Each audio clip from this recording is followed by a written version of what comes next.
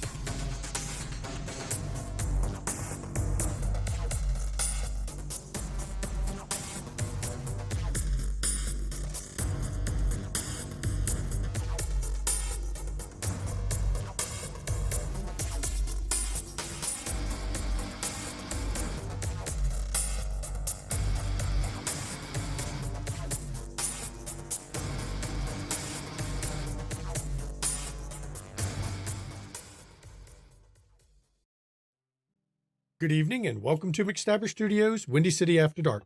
I am the storyteller, Shaggy McStabber. And I am Mama McStabber, and I'll be playing Jacqueline Duran of Clan Venture. Hi, I'm Mischievous Red, and I'll be playing Isabella Caputo of Clan Toreador. Good evening, I am Ivy Raven, and I play Genevieve Schutz of Clan Gangrel. I'm Ian, and I'm playing Roscoe Akers, Clan Tremere. I am Timberbrad 411, and I'll be playing Nicholas Bowens of Clan Hikata. So, when we were last with this coterie, a number of things went on. Some things minor important, some things a little bit more important. Jackie got to have another chess lesson from Cedric, who agreed to, at some point, become her spy master and advisor. Jenny finally got Bobby shuttled off onto a plane to get the fuck out of Chicago. Roscoe, you went out to see Benway and had a very special visitor. And Nicholas, you went and the big part, you talked to Sylvester about your sister. But as we're opening up tonight, a day or two later, and Jenny, you had somebody, you needed to go see Urzule, didn't you? That is correct. No, I was going to say, so you're riding, is Evan driving you or are you driving yourself? No, I think actually, have Tasha drive me? Because horrible things always happen when she drives me somewhere, so. Okay. Seems like it. Okay. No, I actually need to talk to her. That's why I was saying her specifically. Okay. So you're riding over there with Tasha. Sweet. So just so you're aware, Tasha, Roscoe let us know that his shop front was shot up. So I want you to have everybody that needs to know more aware, pay attention to suspicious people. I might have you talk to the guys in the neighborhood, as it were. Make sure that they, not so worried about the hotel, more worried about Phoenix. So, do you know why his place was shot up? Yes. Well, I no. Yes and no. So we assume it's payback, as it were, for killing Duncan McTavish. So we think the unruly children of the Anarch movement shot it up because Roscoe's place is kind of closer to Anarch territory, much like Phoenix, which is why I'm more worried about Phoenix than I am Amethyst. So I'll reach out to some of my friends and see if I can find out which gang did it. I mean, I may not be able to know, but sometimes word gets around and you can find out which gang was. I mean, if he's in Southside, so either they're rolling through territory that's not theirs, or they had to come under a banner of truce to shoot up the building in that neighborhood, one of the two. So I'll reach out and see what I can find out. yeah, I need to dig up. His name is escaping me right now, but I need to dig up Lamar's old dude he pawned off on me. I know I stuck him somewhere, so I just gotta like churn memory. It's not important right at the moment, but might use him too in this. So we'll see. Different gangs would have different contacts, so that probably would help out. Yeah, it's a shame. If Lamar were here, I'm sure he'd just be like, "All right, boys, no more of this shit," and he'd crack down on him after making some joke. But I can't do that, so. Yeah, odds are it's not whoever did the shooting, it's not their neighborhood. You're running a gang, you want your shootings to have a message, and you don't just shoot up random shops if it's your neighborhood. Mm-hmm. That makes all the business owners less likely to pay protection money when you're just randomly shooting up their shit for no reason. Well, if somebody wants a bribe or protection money or whatever they want to call it, you're free to pay it. You've got access to the company card, as it were. So That's just part of business security. True, but I'm saying go above and beyond with this. The more we know, the better prepared we can be. Plus, I just don't want any of our uninformed employees being injured because of this, especially because the Anarchs don't want to deal with more than they can. Yeah.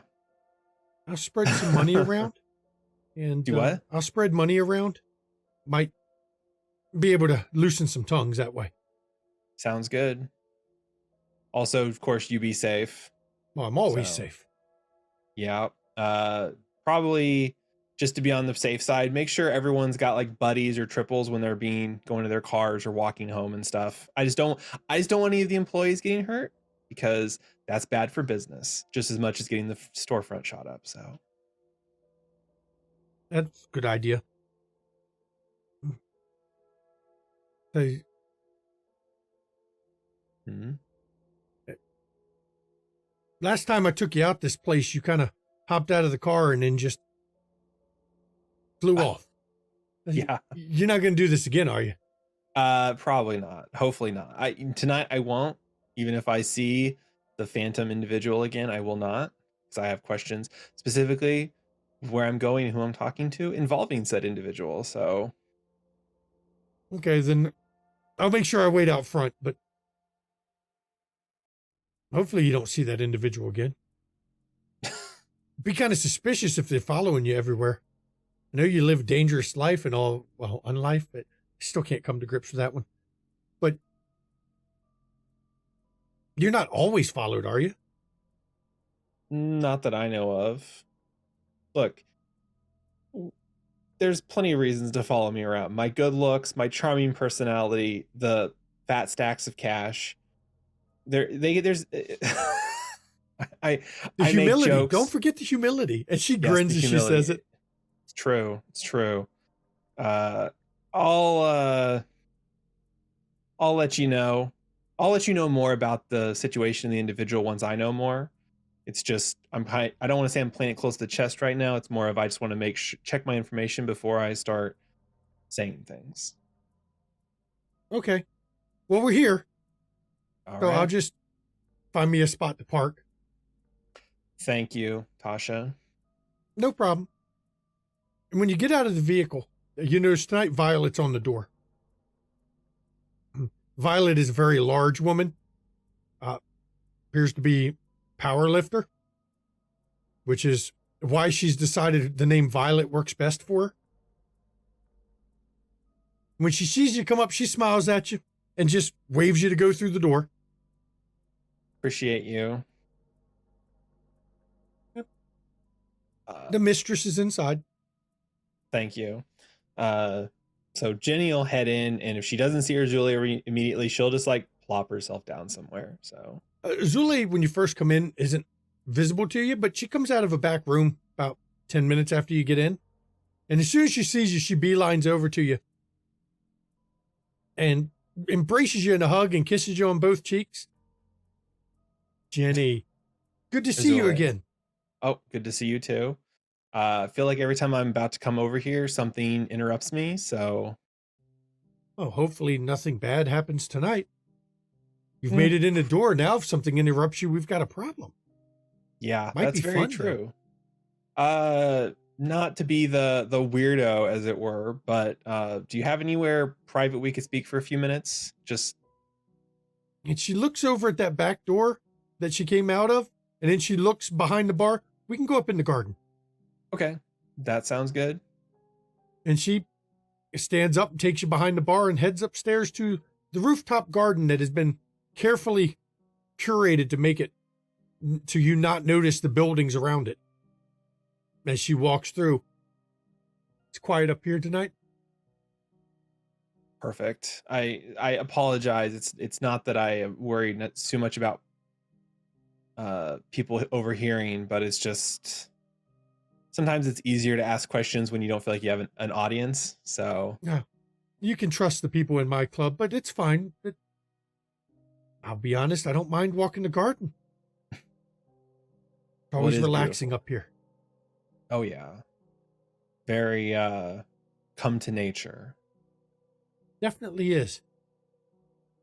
So obviously you have important business you wish to ask, or you would have not come up here. So what have you come to ask about? So I was curious. I'm not trying to pry, but it's become my business in a sense. A Benjamin who used to go by Maxwell, the former Prince of Chicago. I believe he was here trying to drum up favors. You'll be shocked to know that you know who he is. Oh, he approached me. I'm sure he didn't approach you as Maxwell. No, he approached me as Benjamin. I found out he was Maxwell after all of his other bullshit, so. Yes. He was by to speak with me.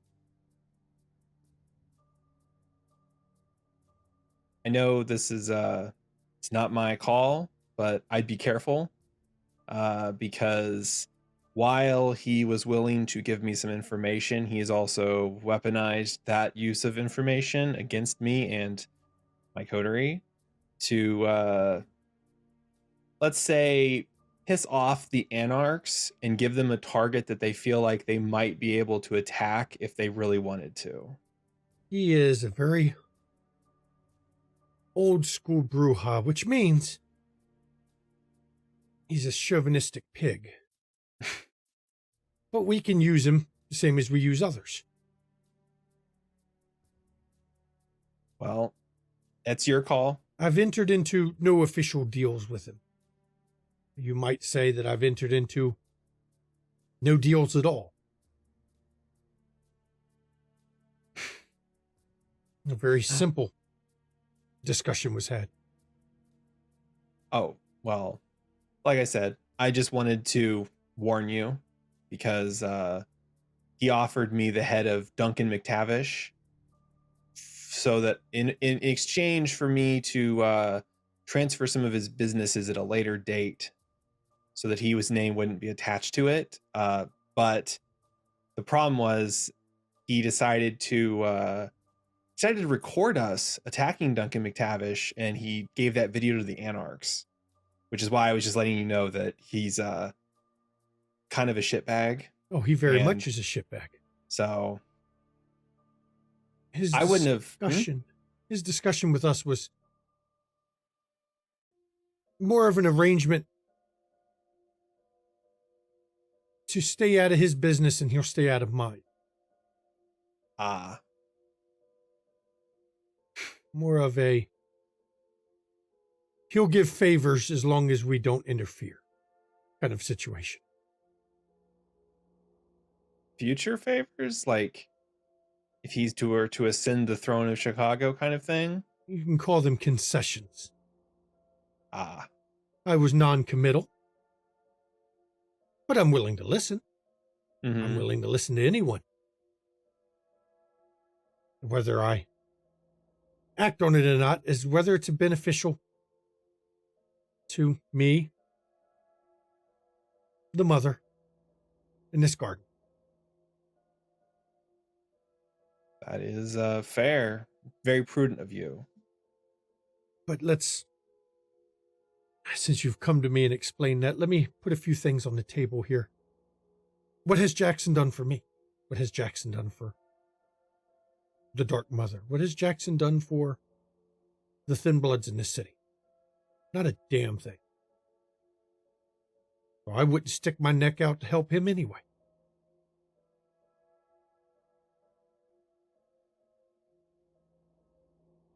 It's just Makes a fact. sense.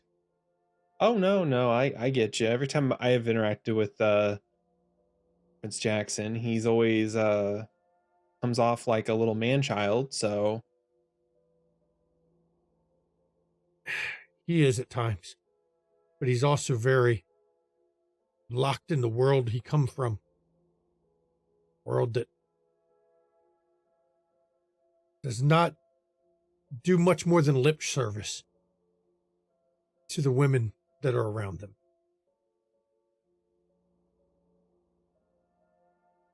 So, well, is Maxwell any better? Who knows? But I can, if what he asks of me is something I would do anyway, I'll take favors for it. But if he asked me to do something I would not normally do, well, he would get the same consideration I give anyone who tries to work a deal with me. yeah. Oh, I don't know if it'll impact the Thin Bloods in the city any, but we got confirmation that old Prince Loden has healed himself and is walking the streets again. So And she stops walking in the garden. Just stops and looks at you. You're kidding, right? nope. Just between you and I, part of the, sisterhood and stuff. Jackson knew Loden was still alive. It sounds like most of the Primogen or some of the old Primogen knew he was still alive. I don't think necessarily that they had told Primogen Stewart that he was still alive, but I think some of the older ones, Annabelle, Cracius, probably the former regent of the tower here probably knew, but it sounds like a bunch of them knew, and Jackson wanted him killed discreetly while he was still the one-eyed king. One-eyed king. Wait, But hold, back up, please. Hmm? You mean Loden was One-Eyed K the whole time? Yes. One-Eyed K's been nothing but a problem for most of the kindred in this city. Well, I can attest to that. Yeah, I was trying to be nice to a homeless person one night, and it turns out it was him. And he firebombed my amethyst down in the loop for my generosity. So he made the shit list for that one, but now he's actually healed and wandering the city. Apparently he was my coterie mate Roscoe ran into him briefly, and he said he was talking to what is his name? He's a bookseller, Benway or something. James. So yeah, that sounds right. Yes. I know Benway. He's a member of my clan. Ah. Well, Not sure what his art form is. I've seen him act, and sure as hell isn't acting. from what Roscoe has said, it sounds like he is his art form is definitely bullshit. So, and selling cursed objects. Don't ever accept anything from him. Generally, I'm not the antique collecting type. Well, Loden is a problem, though. yeah. Bigger problem than Maxwell. I can bet there's a number of Primogen kindred in the city who would support Lodin's return to power. The Primogen because, well, they defanged him once. Wouldn't be hard to defang him again. Mm-hmm. Other kindred because, well, they knew how to manage him. Well, I just figured I would let you know what I knew since we're sharing information, and I don't want you to feel like I just come around, ask for info, and then dip out. So No, that is useful info. I will have to inform Adzi to see what's Adzi's take on things. Adzi is a little better at the politics than I am. He handles that side while I handle this. I gotcha. Hey, it's good to have good to have a partner that can help you do those things. So A partner is the important parts, especially one who understands what partnership actually is. maybe someday I'll figure that out too. But right now, I'm the solo captain of my own ship. So Well, no, you have us. That's the important thing. You have us. yeah. Oh, I meant like, never mind. Sorry, I'm just you talking about Adzi is reminding me of thinking of family, sort of in a different sense. Which, no offense. Sorry, I'm just like it's the night of Genevieve waltzing in and info dumping on you, I guess. Yeah, I don't mind. That was very useful information that will... Adzi and I will have a bit of a powwow about it and figure out whether it's something that can be used to our advantage, whether supporting, not supporting, where we stand, whatever's best for us. And the garden. Of course. I do have a personal question that's not tied into the future of the city, so the domain. I know you dug into my past when you were vetting me and looking into me and curious of finding out about me. Of course. Did you ever find anything on my sister Lucy? You don't know about her? No. I assumed she was dead, so I am surprised. No. She is not dead, though. Very few refer to her as Lucy.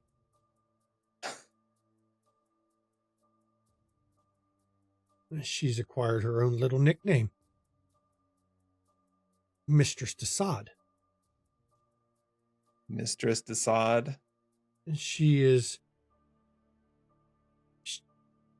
You really don't know about her? No. She left Vegas. Caused quite a bit of trouble in New York. That's where she earned that nickname.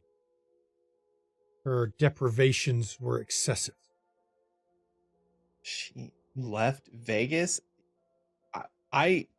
No, that doesn't make sense. I've been in Vegas. I was embraced, and then she disappeared, and everyone assumed her husband killed her. So that's why I've assumed she was dead. I didn't know that she had. She disappeared. Yeah. Come now, Jenny. When one of our kind are embraced, they always disappear. No body found. No relatives hear from them. And in some cases, a city change just to make sure nobody recognizes them.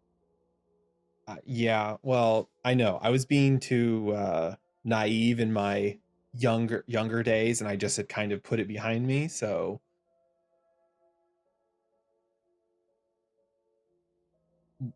Okay, so she's in Chicago, I'm pretty sure, because I've seen her twice. So what did she do in New York that I should be worried about her doing in Chicago? I know you've heard rumors of our blood raves that we do. Yeah. We do them very discreetly. And The blood we use is not from kine. That much kine blood drawn at once would leave trail of bodies.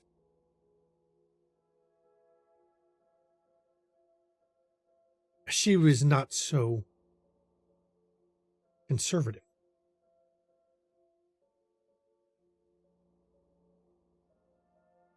Hers was more blood orgies, culminated in the destruction, dozens of kine at a time. She ran out of New York one step ahead of a blunt hunt. But she never had one called. She left before it reached that point. Right. My understanding is she's done it at other cities and always leaves before the blood hunt gets called. Well, that's fantastic. I need to see if she presented herself to the prince then. That might be a good choice. I'm not sure appreciate Kevin the- would welcome her in his city if he knew her reputation. Yeah. Fuck. Great. Awesome. It's always something. Yes, it is. I thought you knew who your sister was. I thought you had heard this. No, I had no clue. Like I said, she disappeared like very shortly after I was embraced. I assumed she was just, killed. Plenty of people get killed by the mafia in Vegas and disappear in the deserts. You don't find their bodies. So individual disappearing isn't, I don't know, it's not as uncommon as you would think. Well, and you weren't associated with the Bahari either. Correct. We don't tend to share too much about our black sheep. Tends to give us a bad reputation when people don't understand that there are different degrees and different views on things. They lump us all into one big group when we're not. Yeah. Is she running with Ana Luisa? Are they doing like a duo thing, or is she just doing this on her own? It's just a... My understanding is she ate Ana Luisa. Jesus. Yeah, I mean, the bitch had it coming, but... You know what they say. When you leash yourself to a rabid dog, sometimes it bites back. Yeah. Lucky me, it's a dog I'm gonna have to put down. Did you say you've seen her in town? Yeah, she appeared. I was coming to visit you month 2 back, and I saw her like in an alleyway on the drive over. Chased her halfway across the fucking city. You saw her in an alley near this place. Sort of ish. She was on the way here, so it was close, but yeah. I just didn't know it was her, and I didn't know her reputation, or else I would have made sure to have informed you sooner. So I apologize. That little bitch. Not your sister. Edith. Fucking Edith again. Sorry, you would know her as the Painted Lady. She has this place watched from time to time. I'm sure she noticed my interest in you. She would have dug into your background as well. And she's just spiteful enough to bring your sister in. Possibly to use her to convince you that you would be better fit for her flavor of the Dark Mother. Well, I know she sent me a personal invitation a while back. I just never used it because I've been busy. Oh, I would advise you not to use it. Not to use it. All right. Do So not I be alone shouldn't go. with her. Shouldn't go in guns blazing. She is Nosferatu. Going in gun blazing is a good way to lose a lot of guns. The though it looks like a tattoo parlor, and it is on the surface. The warren she has built under it is a maze like any other Nosferatu maze. It's designed to trap those who think they can just rush in. Gotcha. All right. Adzi has much to say on her little labyrinth down there. Great. No offense to all you Chicagoites, but I fucking hate this city. I have a labyrinth under here. Adzi had it built.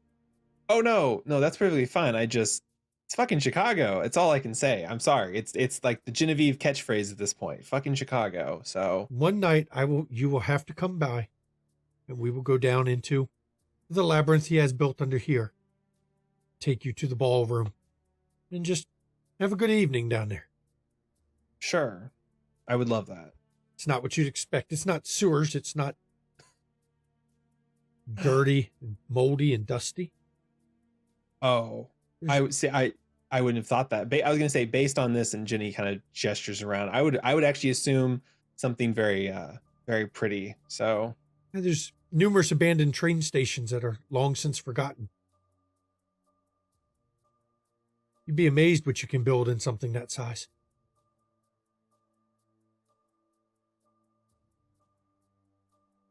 But I really have to cut this meeting short. I have another meeting tonight. Oh, no, thank you. I appreciate your time. You took up way too much of it, so. Oh, I do enjoy talking to you, and I'm still shocked you didn't know about your sister. Yeah, well, I did no fucking clue, and no one ever said anything to me. So, well, yeah. I'm sure they wouldn't. Am I that scary? No, it's how many people are willing to tell you that your sister is a monster. Oh. Yeah. I guess if I'd known sooner, I would have been making the trip a lot sooner to, either her or I would have come out of it alive. So you are a cultured businesswoman who is earning a reputation for herself in Chicago. Your sister is a bloodthirsty monster. The two don't work well together and have a way of tarnishing the other's reputation. Yeah. Well, considering she's popping up more and more in the corners of my eyes, as it were. Anyway, I'm taking up your time. I've got another meeting tonight, so I'll let you go. Okay. Well, you feel free to stay in the garden if you wish, but if you really have to go, then I will see you another night. Yeah. No, I appreciate the offer. My driver's waiting for me, and I got places to be, so you have a good rest of your evening. And she walks you out of the garden, back downstairs, and then when she comes downstairs, the barman jerks his head towards that back door that she'd come out of before, and she just nods at him, and she gives you a kiss, and once again runs her hand up your arm, the same way that she's done every time you've met with her. And then she turns to head back to that back office, to whatever that meeting is, as you step out into the night's air. Oh. And when you get in the vehicle, Tasha's, get everything you need? You didn't stay as long as you've stayed some nights. No, it's fine. I got everything. I got more than I needed to know, so. Perfect. So where are we going now? Take me back home. I want to put my fist through a fucking wall, so. You do know you own the hotel. You can use the gym in it. There are punching bags and speed bags in it. It's just a turn of phrase, Tosh. I apologize. I will. It's better than me punching Evan. So it's the business side of me you've been teaching me. It's punching the walls, then you got to repair the walls, and that costs extra money. And though you can afford it, it's still a business expense that you don't always want to do. You got to upsell. You got to upsell too, because you want to point out the. I know. I appreciate you pointing out the gym facilities. It's very smart of you. It's business-like. It's great. You're learning. I love it. I appreciate it. It's one of those things. I'll explain everything to you later. Okay. So as you're riding back, what does Jenny do? Just ride in the car and think? Yeah. She's gonna send a text in a bit, but I figure. Okay, we'll come back to you on the text. Because right now at the same exact time, Jackie's meeting with Isabella at Isabella's little brew club. Mm-hmm. Isabella, it's so good to see you. Yaki, good as always. Mm-hmm. So what have you been up to? After almost getting blown up, I needed some time to refresh. Oh, come now. Jackie, you know me too well. I did take a walk on the wild side for a little bit. You have to try once, okay? Like, give me a break. Like,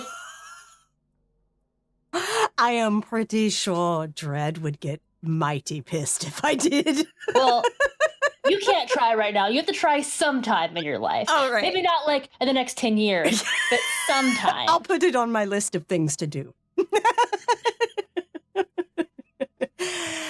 I came by tonight because I actually wanted to take a look at your brooch that you got for course. Christmas. Of course, I'd show you the box too, but as expected, it disappeared. Of course it did. It's fine. I know that Roscoe looked at it, but I have certain talents that he doesn't. So maybe if I put my eyes on it, I might see something. Very surprised if there was nothing. I mean, Yeah, exactly, because that's very suspicious to me who it came from. who knows? But Yeah. yeah, How often do you look at this brooch, by the way, Isabella? I'm just curious. Have you really Never. looked at it since it disappeared? no. Okay. She shoved it in a drawer.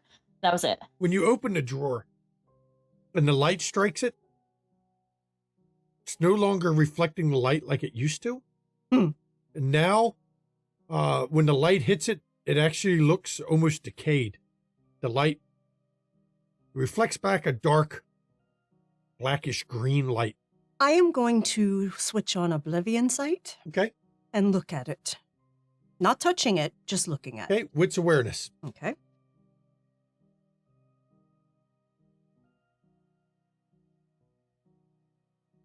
Or wits occult, but I think wits awareness is better for you. Instincts? Not on this one, no. I let you use that a lot, but not in this case. This is instinct. 3. I'm going to willpower. Okay. You have 3 so far. 4. 4's pretty good. Or no. Okay. I was surging it. Okay. 4. So with 4, as you open up your mind or your eyes to the other side, Shadowlands and the links between them, this rose radiating off it is bits of oblivion. Tendrils that come off it and fade away, come off it and fade away. There's a definite link between it and the other side of the shroud. You don't know what that link is, but it's linked. I'm not sure how Roscoe missed it, but it's there. This is linked to the land of the spirits. There are tendrils of that side, like almost like a beacon. You need to get rid of this immediately. Absolutely. Can I just toss it? Or do we think I need to give it to someone else? New owner. Thinking of Binway's favorite trinkets.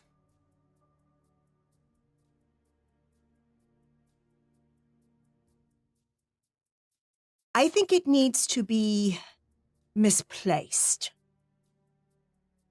Because if she has made allies with these individuals that released her, she may use them against you. With this as a beacon. So we need to put it somewhere far away from you. The bottom of the lake. Will certain things be upset in the lake? It's asleep.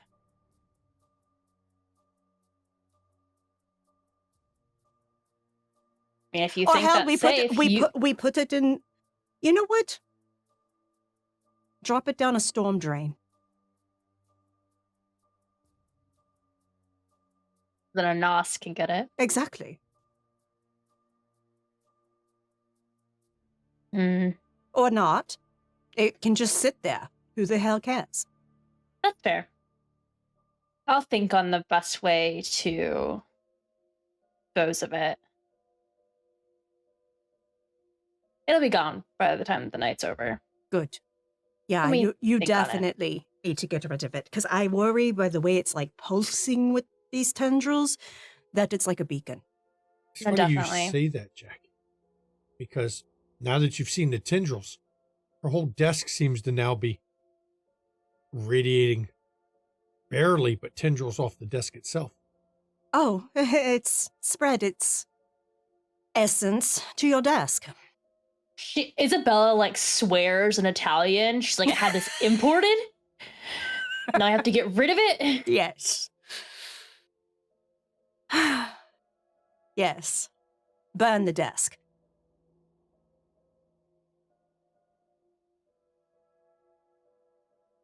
Well, I guess I need to get some people in I here to take believe that this out taints too. everything it touches. It touched me. I look at Isabella. Nope, you see nothing on her. Nothing on She you. didn't have it that long. It's been in the desk for a bit longer than she wore it. You obviously didn't wear it long enough for it to seep. She just like swears again under her breath. I'll get rid of it. I'll get rid of the desk. Tonight, too, I'll have to ask for help lifting it. And I guess I just won't be working in here for a little bit. But I do appreciate you looking at it. Of course. It was something that just niggled the back of my mind. It was like, if Roscoe couldn't find anything on it, but she was on the other side. Maybe the gift Lamar gave me could see something. You do have the better connection, and we should know by now to trust your instincts. They're usually right about these things. Well, it is a curse and a blessing. All right. If you need assistance, I can send Peter to come help. I think I might do two birds with one stone. Call a moving company from the other side of the city. Get them to take both at once and just take it to a dump. Okay. Landfill. That sounds like a good idea. Now that I know I have to do that. Oh, well, now I can get a better one, I guess. Indeed. How are you doing, Jackie?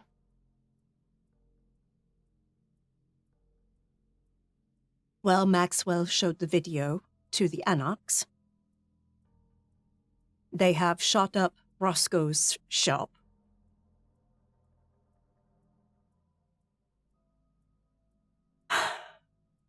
And when I traced the number from the card he gave Genevieve, it was impossible to find him.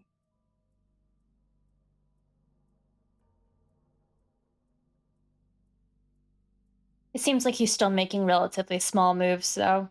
Yes. A nuisance, but I think my next step, since Roscoe also saw Loden is healed and moving Joy. about the city, is to inform our prince of the threats in his yard.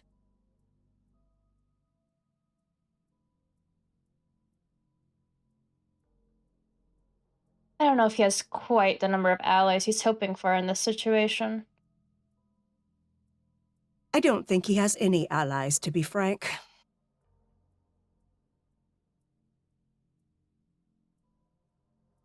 Sovereign and Ballard use him. The Primogen do not respect him.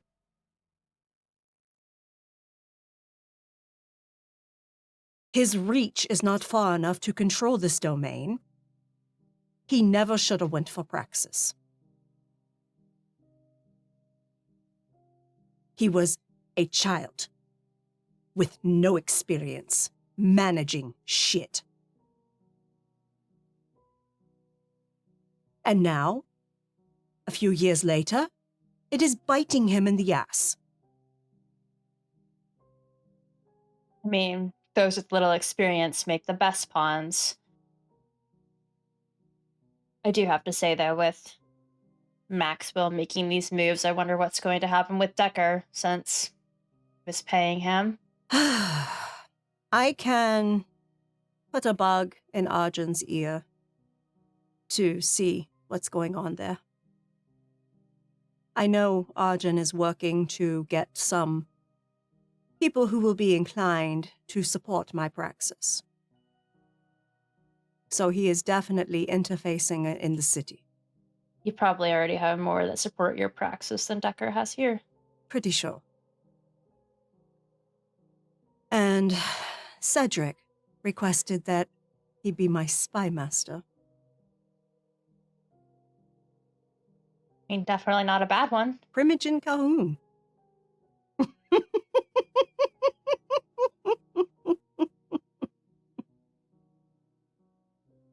I mean, with all the games he plays. I know. But no, he would actually be an asset. He has provided me much advisement my time here. And information. He's actually a far better spy master than Wineka is. I do have to wonder if someone with his expertise in this realm is playing a game we're not even aware of yet. Oh, absolutely.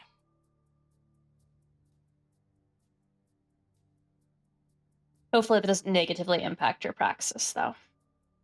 I think I understand Cedric. To some extent, at least. He is ambitious, yes. But he also understands that Nosferatu princes are not favored. Especially now.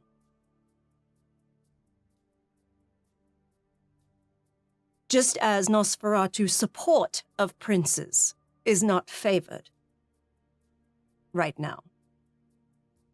I mean, when someone knows as much dirt as Cedric, Right. doesn't have many friends. Exactly.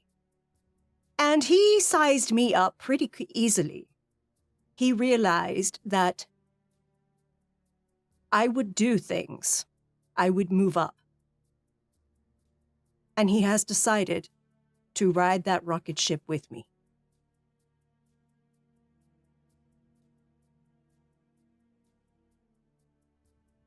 Is there anything I can do to help? You've definitely helped me more than I can even say. You know I'm here to support you. I know, dear. At this point, keep yourself safe. I know Amelia is after you. And if by chance you hear of any suspicious shit from your patrons, let me know. Because there are people making moves in this city. We can ask now, potentially. Or And we she'll, can like- just listen. I mean, that's fair. I mean, we can ask Emilio, is more what I meant. Yes. He's always here. Yes. Yes. She calls Emilio in. And Emilio comes in, looks over at Jackie, looks at you. How you doing, Jackie? I'm good, Emilio. How are you? Can't complain because she wouldn't listen. I find she listens quite well. She listens to you. Oh. Okay, she listens to me sometimes, but Depends on the complaint you're making. If I can't do anything about it, I'm not gonna fucking listen. look, I make reasonable requests. Like, why can't the red wine taste like the white wine? It's reasonable. And he grins because he knows wine as well as you do.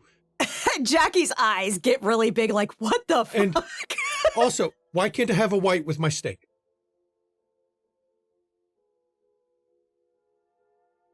See? That ruins the integrity of all of it. See? This is... Can't You complain. are just being contrary. I know I am. I'm trying. It's a reach. It's just been one of those nights, you know? I don't know. Things just been off last few days. Oh? So, I don't know, just off. Don't you feel it in the vibe in this place?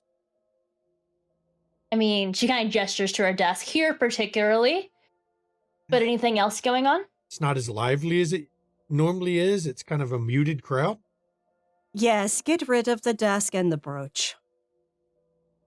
Wait. But the beautiful rose? Oh, brooch? yes, now it's completely tainted with oblivion. It is almost acting like a beacon, and it has spread to her desk. Isabella, be a dear, please. Back your chair up from that desk a little more, please. What are you going to do? Nothing. I just don't want you sitting near it. Oh, Isabella's like standing at this I point. don't even want you Like- near it. Matter of fact, as soon as you're done speaking with Jackie here, I'm going to go get a sledgehammer. I'm going to You do take that, desk into pieces. splinters will fall into the office still, and we will never get them out of the carpet. So it will always be here. Oh, I then was it going to burn the continues to spread. carpet too. We can replace carpet. We can replace a desk. I can I even was going to replace call the movers drywall. after this, and they can just take it all. It's fine. But isn't there a bit of satisfaction in breaking it? I told her You to want- burn it. That was Okay. going to be the next step after we break it into pieces. Okay, Emilio, you can take it. You can handle moving it. Take it to a landfill, and then burn it there. I actually had a better idea. I was going to go take it to one of the homeless camps and put it in their little fire barrels. Free firewood for the night. There you go. Let them keep warm. But the rose brooch needs to be gone. I don't know much about Oblivion, but like, will burning it release like any of it into the air and like taint the things around it? If I've learned one thing in all my time as a ghoul, fire is a universal fuck you to everything. It is an equalizer. Okay, then sure, do whatever. Now, I don't know if the brooch, diamonds and rubies and all, and emeralds, it's not going to burn well. But I can, Perhaps a torch. well, actually, we could do that, or I could just slip it into one of the pockets of the pickpockets in the area and let them pawn it off. Is anyone going to an airport soon? I mean, just mesmerize someone at the airport to take it. We could do That's that. theirs, and it's always been theirs. Hell, we could ship it. Air freight. To the North Pole. You have an address in the North Pole. Yes, I mean, they I have don't one know for any- Santa. I've seen No, it. it doesn't actually go to. I know Well, you've to been, stay in the local post office, I'm pretty sure, yeah, Jackie. that doesn't work as well as that works. But I know I can pull up a few random European. Hey, I got a great idea. We'll ship it air freight to Buckingham Palace. Oh, you are bad. But I love it. I heard that the Second Inquisition really loves London right now. It is true. Okay, let's do that then. I trust you to know that, like, as long as it can't be traced back to us, That's I not have hard. to. I have to do my due diligence just to make sure that you don't fudge the rules of what's going on. And he pulls out 3 different wallets and he flips through them. Yeah, I think Frank Johansson is going to be the one who mails it. Okay. Sounds good. We have a plan for both. You do not look Scandinavian, Amelia. I'm just saying. Don't worry, I can. I don't think they're gonna ID check them. No, but I'm Just just mailing saying something. the name. It'll work. Hey, it's on my mother's side. Adopted. Adopted. Oh, I so do enjoy spending time with you two. You know, and Glad to hear it. I figure we'll use that as the return address. I mean, he was so kind to lend me his wallet last time he was here that we'll use that as the return address, be good to go. Do we even need to put a return address? They kind of, when you do an air freight and you put Mhm. Buckingham Palace, they're going to want a return address. They're going to Mhm. make notes of that. I guess that's fair. Oh well, it'll take a bit to get back to us anyway. Well, it won't matter because it'll go to Frank's house when they return To it. this city is what I meant. Oh. I'm sure even they won't send back diamonds and rubies and emeralds. It'll probably Fingers sit in their crossed. mail room for like a year before they even start to decide what to do with it. And then they'll argue. But knowing the British, it'll just end up in their museum like everything else that they get their hands on. I can imagine 5 years from now it somehow ends up in Binway's shop. Could. I mean, look, you know why the pyramids are in Egypt? Because the British couldn't transport them. They couldn't fit them in their museum. I heard that joke the other day. I thought it was pretty good. Yes, that one has been around for a long time. Right. So I'm sure this will end up in somebody's collection. Hell, maybe the mailroom clerk will keep it. As long as it's the mailroom clerk in England, we're fine. It sure won't be here.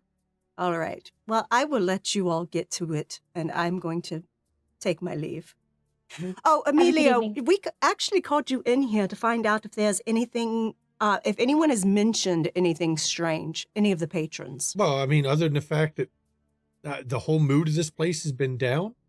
Well, I guess so. It's basically the vibe of death.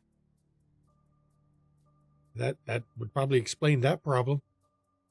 Trying to think. I mean, what do you mean by Just weird things happening around.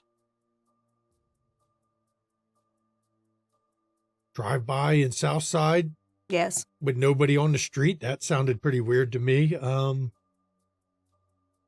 mean, I haven't heard anything, but I can put some feelers out. Excellent. Basically, there are some individuals that are being very low-key and hard to trace that are making moves in the city, so I want to hear of any strange happenings. And the problem is if they're making moves and they're any good, I know. you won't notice it until it hits. Until it hits, but just in case, on the off chance somebody has seen something and talks about it, I'll reach out and see what I can find. because as good as we are, sometimes we make mistakes. You know, the best ones to talk to about that kind of stuff. Mm-hmm. Drug dealers. Mm-hmm. Yes. I know people seem to think, no, trust me, the drug dealers always know when shit's changing around their area because they're always on the watch. I will put in a call to one of my contacts. Jackie, before you go, Yes. do you have any recommendations to air out the place, so to speak, with this vibe, since you now have knowledge of Oblivion? Honestly, I believe if you get the objects that are tainted out, it should be lifted. If it And then is, we can if it is not, then I ask Nicholas to come in and investigate. And Amelia looks over. We could always get a young priest and an old priest. Oh, Isabella doesn't. Do you get that reference? It's The Don't get that Exorcist. It's reference. pretty. It's old, but I mean, I've seen the I saw movie, the but- house that they used in Georgetown. oh, the infamous stairs. Yeah, Mhm. that's pretty crazy. Mm-hmm. Heard I about was 'em. more flabbergasted that you didn't suggest burning the place down, Amelia. That was more what kind of caught my attention. Look, you've taught me not to say about burning your place down. You really have made it quite clear that we're not allowed to burn your buildings. Glad something finally stuck. It did. You threatened to lock me in last time I brought it up. You said it's fine to burn it, but you're locking the doors with me in it first. And that's pretty good at convincing that I shouldn't be lighting fires in this place. I did say that, didn't I? Perhaps if you notice that the mood of the crowd is not elevating quickly enough for you, you might invite a local band or something to do a live performance. That should liven the place up. I mean, we could also just do one of those wine tasting nights. That too. Give out samplers all night. You know, when you start doing free wine, people, They oh, get they're a lot drunk. more lively, aren't they? Mm-hmm. We could definitely do that. But I believe if you get rid of these things, it should improve. Fingers crossed. Look, And once we get this, we'll get this desk out of here. I'll break it into pieces out front, okay? I thought you were gonna burn it. I am, but I got to break it into pieces first. Look, we can't fit that in a barrel. No. Well, You don't thought want you me were to gonna break it in the build. You don't want me to break it in the office, worried about splinters. We'll take it out front. Then we'll break it. do what you want to do. I don't play in these You things. handle the logistics, Emilio. And every time he mentions fire, you see that glint in his eyes? Yes. He loves fire. Well, Isabella, my dear, you tried to have a good evening. I'm sorry I couldn't give you good news, but we knew something had to be up with that I thing. mean, at least it was news that like helps prevent it from getting worse. Yes, exactly. Imagine if she ran me out of business. Yes. So, Shh. I will see you soon. See you soon. Hopefully with better news. Yes, yes.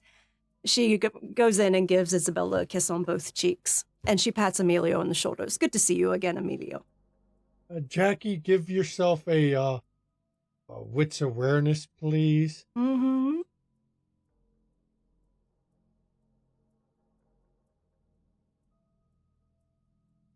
Instincts? Sure.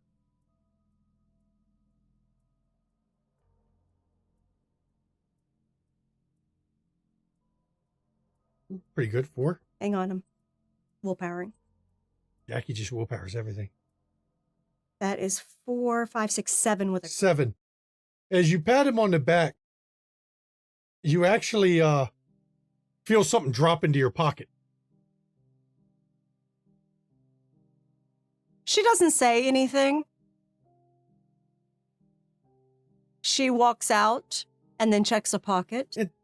That third wallet he had, he dropped in your pocket. She opens it. It's a wallet. What's in it? ID. Of who? Some guy named Greg Hansen. Apparently been Swede Week at your place. Credit cards are in it. License. She takes the wallet to the person at the bar and says, "Someone dropped this near the restrooms." And he takes it, looks at it. Okay, I'll put it in the lost and found. Have a good night. And she Okay. walks out. Milo trying to test Jackie and apparently got caught this time. Mm-hmm. It happens. Let's flash back to Jenny. Jenny, are you ready to send your text yet? Yeah, I was gonna say. It's a Okay. good time. Before we go to the next scene, go ahead. What's your text? So Jenny's just texting Jackie because Jackie had mentioned she was going to visit the prince at some point soon. So Jenny just sends a text to Jackie via the sat phone that says, Maxwell approached the Bahari, but they are playing it cool. They are not promising him anything, and if they were going to do something anyway, and they get a favor for it, then that's when they would take it. She texts back, what did he ask them? She didn't specify, but they didn't seem like they wanted to commit to helping him.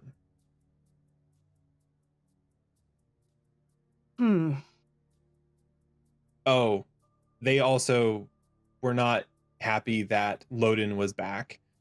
They're worried he has too many connections and might make a play for Princedom again.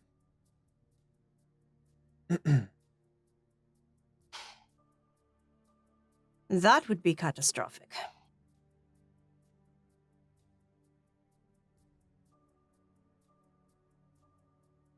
All right. Thank you so much. You're welcome. And she calls Alan Sovereign. And the phone rings a few times and then the voice picks up. Jackie, how can I help you tonight?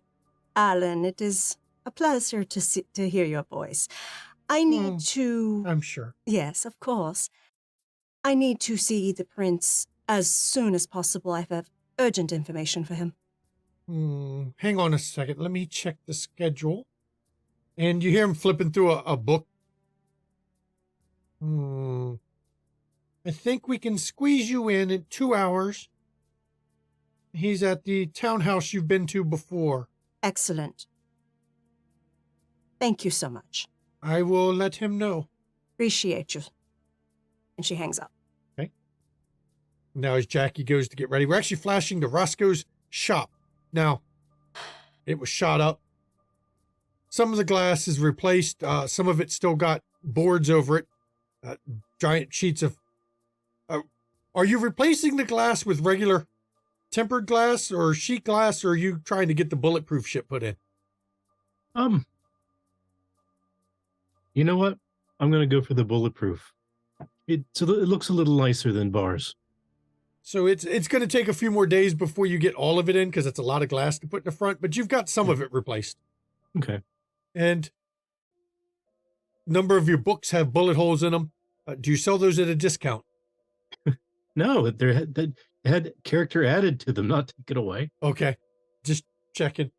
And since you didn't keep that stone in the front, I don't have to worry about a bullet hole in it. Right. Did I think to check the security footage? Yeah, of course. The security footage showed a black van pull up. The driver was wearing a mask. The sliding door on the black van, it was a work van, slid open. 3 guys unloaded into the front of your store wearing masks. Door closed up. Van drove off. No plates on it. Just an indistinct black van. And anything unusual about the masked characters? They were all large men. Looked pretty swolled up. Okay. I mean, it might have been Gold's Gym that just drove by your place by the looks of them. But other than that, that's it. And as you're standing there tonight, Samantha comes in the front door, and as soon as she sees you, she runs over and gives you a hug. What happened to the... Oh, minor... Someone must not have liked the book or something. And she pulls back and looks at you.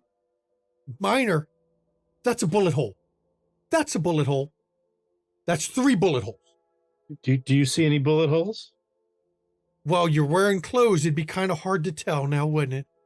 Well, you might have to find out. Now, see, that's what I like to hear. And she grins up at you. What happened? I wasn't here at the time. So I'm trying to piece that together myself. You can't keep... Look, first your place burns down. Now bullet holes in it. Well, it beats burning. I mean, do you want me to change the name of the shop to Roscoe's Thrice Shot Books? Actually, it's not a bad idea. Who did it? Well, that's what we need to figure out. Who do you think did it? Give me an address. I'll trade your addresses. Did you find any? Yes. I think I know where the 2 of them were hiding out. Okay. How certain are you? I can give you a block. They've been using the same ATM, according to their parents. They're using the same ATM. That means that ATM is close to them. That's the one that they are getting the money out of. Okay. And at least, and the ATM itself is a focal point that we could have someone wait for them. Yeah. Right. Because they're both trying to get their money that way. Okay. Very good. It's funny because they weren't using the ATM at all, but in the last week or 2, they suddenly started using it again. It was like their money dried up all of a sudden. Mm-hmm. Yeah, dried up and blew away. So it gives you a place where you can watch it. Now, I give you an address. Give me an address. Deal's a deal. Come on. Well, I don't have a specific address. I just know it's likely, it's probably going to be one of the anarchs, unhappy with what the rest of the group did. Anarchs. I know you've told me about them before. I'm trying to remember the name of the place you mentioned. Because you told me not to go there. Mm-hmm. Hang on. It's that place called the Pit, isn't it? Yep, that's the place. Okay, perfect. I think we're gonna. I think I'm gonna show them the error of their ways. Do I want to know? No, Okay. you need deniability on this one. I don't know anything. Well, I wouldn't go that far. And she grins at you again. I'll be a little more subtle this time. I'll tell you that. No blowing up the building. Okay. They're just going to have a lot of accidents. Okay. You know, instruments breaking, doors, not the jam locks, Mm-hmm. cars crashing into the building, sometimes just accidents. That works for me. I mean, just don't get yourself caught. I'm not going to use fire this time. I should be okay. I may not even kill anybody. Well, don't go too, don't restrict yourself too much. Franklin gets mad when I kill a bunch of people, and then he's going to pick through my brain again. And given our current relationship, I don't think we want Franklin in my brain. Though he would be a giant fucking hypocrite, because I've seen him and Tracy together. Oh. Well, I mean, if they have a good time together, they deserve it. Not by the way he talks. Really? Well, you know, he tried to discourage me from hanging out with you. I'm getting too Mhm. close to you. I think you're a good influence on me. I think so too. See, you didn't want me to, you don't want me to get caught. That's good. See, I won't get caught this time. I'll be nicer about it. Okay. And she's No, got I- that glint in the corner of her eye that her version of nice may not match Franklin's version of nice. Well, I mean, I'm trying to be a good influence on you. But were you a good girl when I was convalescing and having my injuries, and you were sleeping with me? I do wonder how you managed to make me so attractive to you. Well, what do you mean? I'm not quite sure what you mean. You've always been attractive to me. Well, this is something we had talked about a while back, about a thing called ghouling. Now, did you, by any chance, Allison told me all about her friend, mhm, and his blood made her healthier, stronger, more Mhm. alert. So I might have sipped a little from you. What's wrong with that? oh, I'm not mad at you. It's fine. That was fine with me. It just explains a lot of things to me. Now, what does it explain? Well, you seem, your demeanor. I mean, in the past, do you remember my associate, Ginny? Yes, I remember her. She's kind of scary. Yeah. Well, she's also a very attractive woman, and she was, anywhere within 100 miles of me. And in the past, you would have just simply flipped out. Yeah, but I saw the way you looked at her compared to you looked at me. Plus, I don't think tall, dark, and dangerous is your type. No, I much prefer you. See? And she gets that grin again. If I'm doing something wrong, just tell me and we can fix it. No, you're doing great. See, that's what I like to hear. That's what I need to hear. That's good. I wish I could do something about your window, but that's not where my skills lie. Well, we have to give work to the people in the city. Yeah, but I know I've seen Franklin do some stuff. He could make it like really bulletproof, like for real Mhm. bulletproof. Should be looking like that old show that used to be on TV with a bulletproof car and they shoot it and it just sparks off it.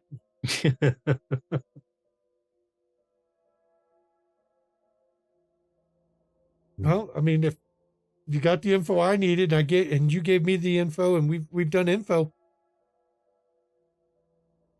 What's that new pile of books back there that you got? Oh, that was a gift from Jenny. I was thinking maybe we'd have a look at it sometime. Well, got nothing else to do tonight. Unless you're going to go watch an ATM. If you want to go watch an ATM, we can go do that. I'm fine with that.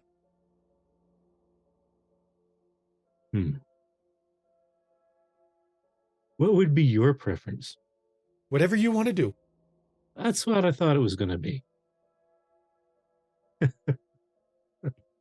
It's whatever you feel like doing. We can do that. Okay. Well, let's go ahead. Let's go do a little stakeout. Okay, let's go do that. And as you expect with somebody bound, because Michael's bound to you, whatever you suggest, she's agreeing with. Now, I also I take a moment to send the address to Franklin. Okay.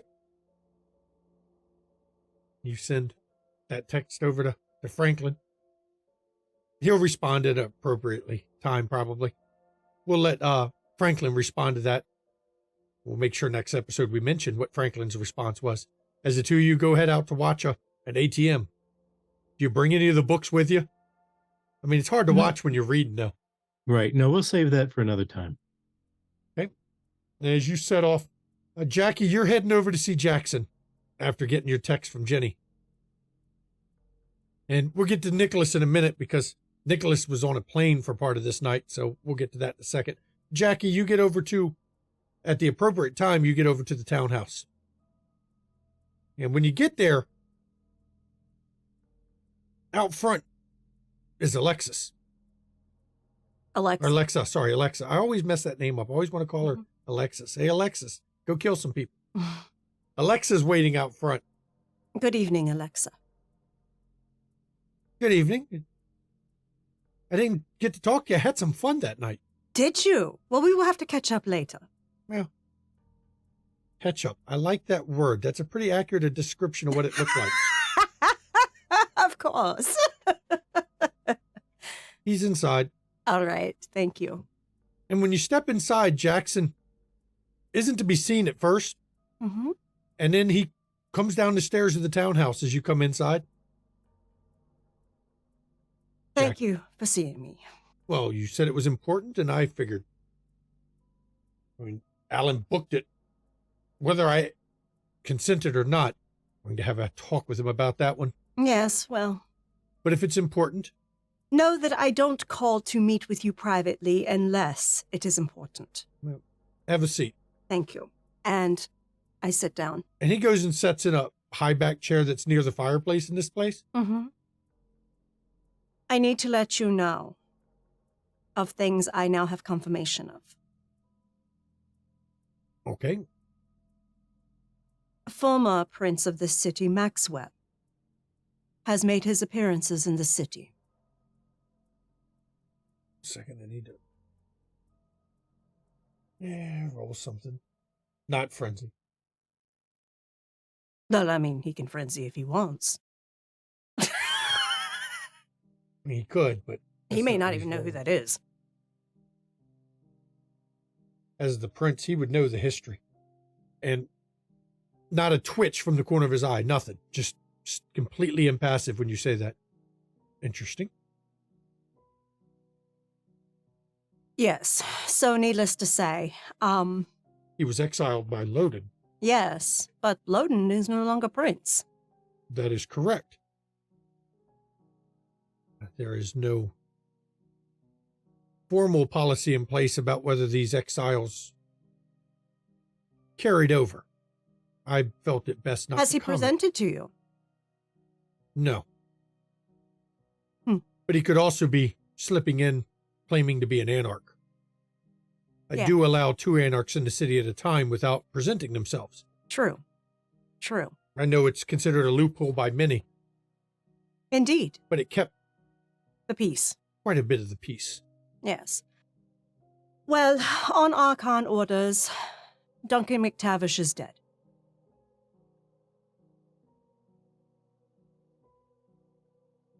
On an Archon's orders. Yes. Which Archon was this? Don Nakata? I have no ability to say contrary to that if this was done on an Archon's orders. I just have to accept that. Unfortunately. Plus, to be fair, Duncan was a problem. Yes, The ghost was problematic. I took his head personally. I'm sure Tyrus will be glad to hear that. I'm sure. The other, I think, more pressing issue. Your sire has healed himself and is making rounds around the city.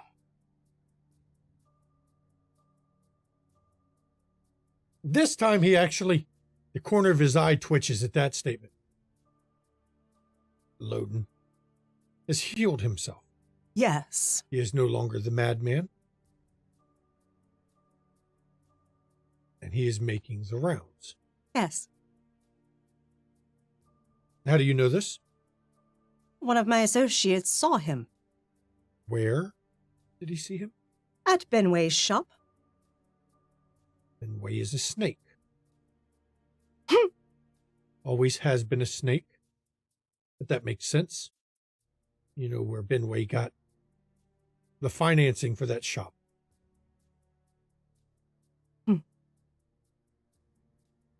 Yes. Of course. He is making the rounds. He's calling in favors. Yes.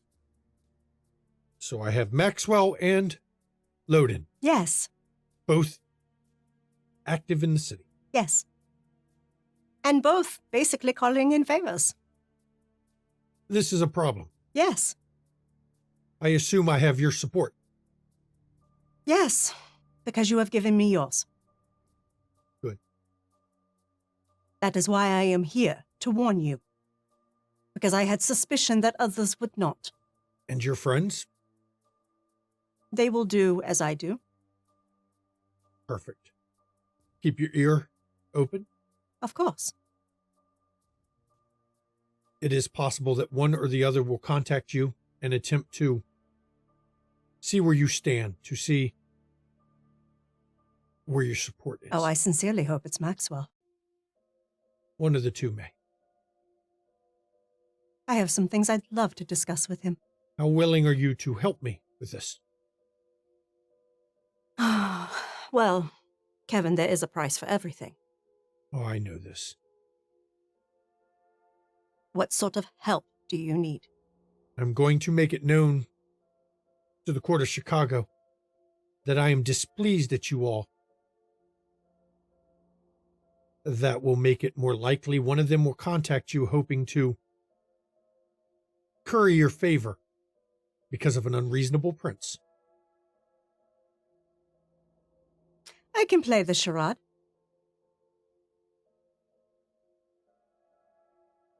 I'm sure when the time comes, you can count on me to repay the favor done. Of course. But I'm sure one of the two won't be able to resist. Though you have curried favor, it has been known before I was displeased, so it won't come as a shock if I am suddenly... Oh, no, because you wear your heart on your sleeve, my dear prince. I have to make decisions sometimes that I'm not always happy with. I know. I already know what I will require for assistance in this matter. Care to share it? Sierra Van Buren. Now, why would you want my pet? She informed Tally of my sire.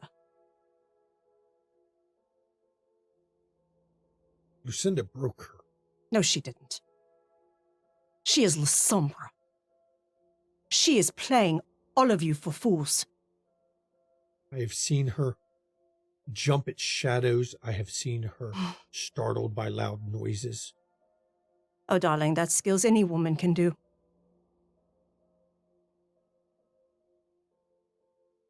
You underestimate women. We are the most deadly of the species. Yes, but I've seen people broken more than once. But, deal. Excellent. My purpose in her was served already. The message was quite clear to those who needed to see it. Mm-hmm. I figured as much. Next time, let me know if you're going to use my hospitality for such things. It was a last-minute decision, but I will try to advise you. It is just common courtesy. I will try to advise you in the future Thank you. that this is a deal we can do. And he reaches his hand out, Jackie takes it. and he shakes it. Now I have to go. I have to cancel all the rest of my appointments for tonight. I have to call a war cabinet. Absolutely. Leave it to me to change all your plans. Seems to be a fucking pattern. I'm dynamic like that, Kevin. You always bring such good news. I at least keep you aware with the truth. And Clan Ventru thanks you for that. I know where your loyalty lies. Sure as hell won't be a failed prince like Loden. Exactly. If you turned your back on the clan to support a Bruja, No, especially since that Bruja videotaped us taking out Duncan McTavish and then sent the video to Anarchs. is that why they're riled up? Yes, they have shot up one of my associates' businesses. So if the Anarchs want to play games, I will show them how they are played. You know, it's funny you bring that up. I received a message from Mount Davis, of all people, demanding I turn over certain individuals responsible for killing one of theirs. Uh-huh. Mal Davis can kiss my ass. She didn't name who. She didn't name who was killed. She just said, turn them over. As if A, I knew, B, I would give a shit what she said. Oh, she probably thought it was on your order. No. Even if it was. Even if it was, you wouldn't do it. Who are they? They are children. Misguided fools.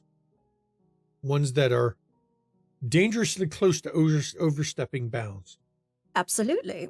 I know you know of my plans to have started a war, but we may not have a war. We may just have a slaughter if they keep it up. I could be down for that. With Maxwell and Loden threatening things, it might be time for a house cleaning. The den of vipers may have to be removed.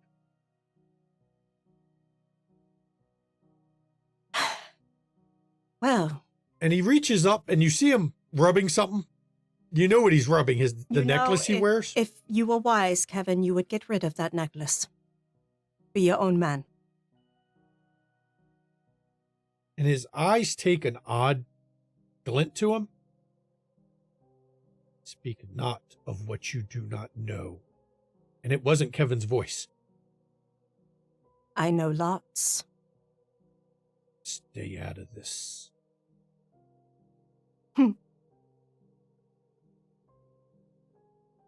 And then Kevin looks at you. It's just a necklace. Right. You don't recall just speaking to me, telling me to speak not of what I do not know. Why in the fuck would I say that? Because you didn't. The one with the exact second of that necklace did, through you.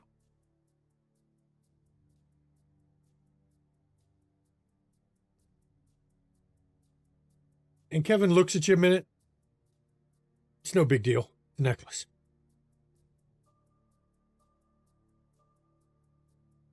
I've got a war cabinet to assemble. Very well. And she gets up and leaves. Okay. And as you head out, you hear him calling to Alexa. You catch him telling her to fetch Damien as you step out into the night. What's Jackie doing after? Anything?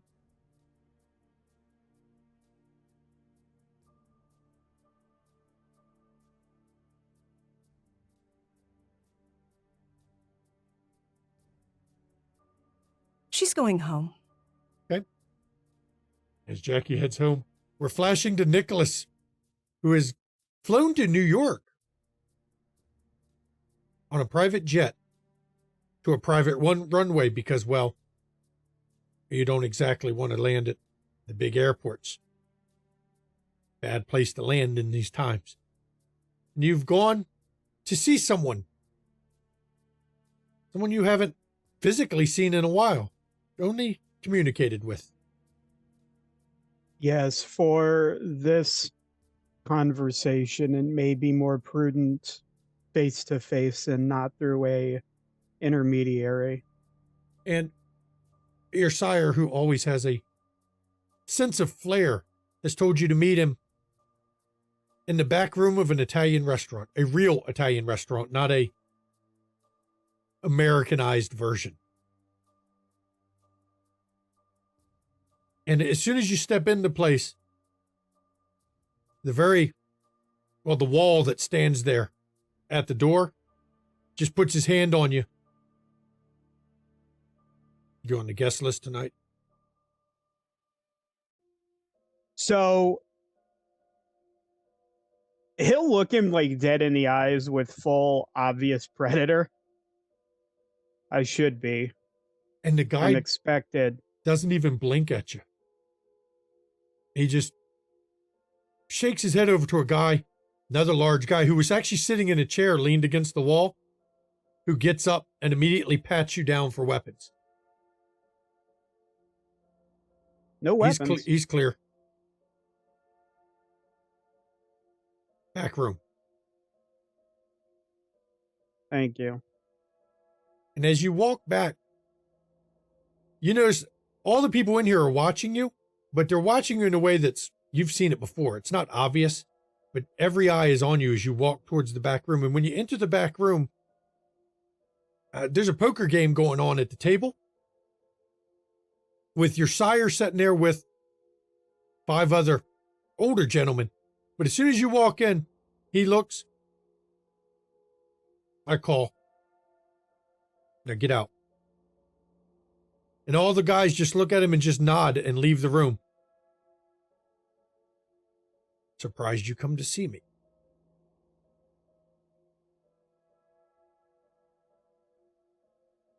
I need some advice, and our typical communication seems counterproductive. Izzy, get out of the room. And you feel the necklace warm up as she has stepped out of the necklace. Now we can talk. You know I don't like to speak in front of her.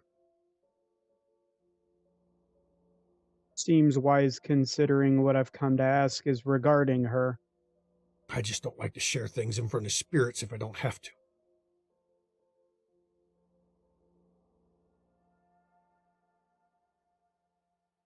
Sit, boy. And he'll have a seat. Must be pretty important for you to fly out here, all fancy in a jet.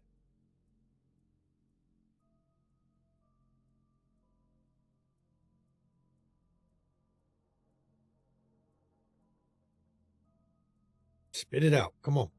Have you had one lose control? One of the dead? Happens Yes. all the time. Especially when you have to put leverage to them. An occupational hazard in our line of work, unfortunately. Is it reversible? No. They can't stop what they are anymore. We can stop what we are. But don't forget, you actually hold all the leverage in the deal.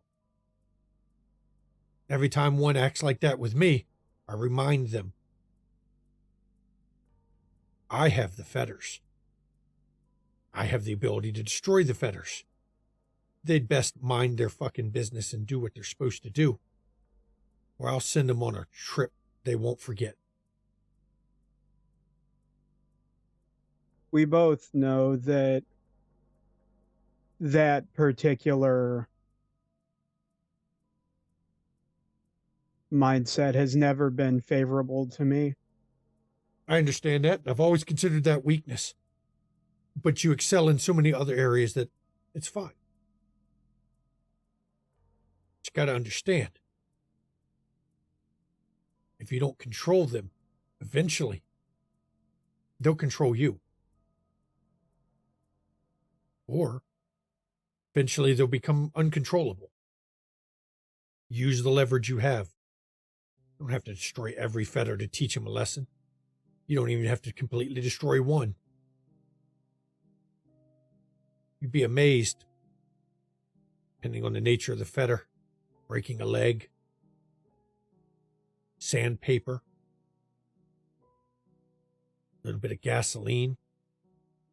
It sends a very loud and clear message without even destroying the whole thing.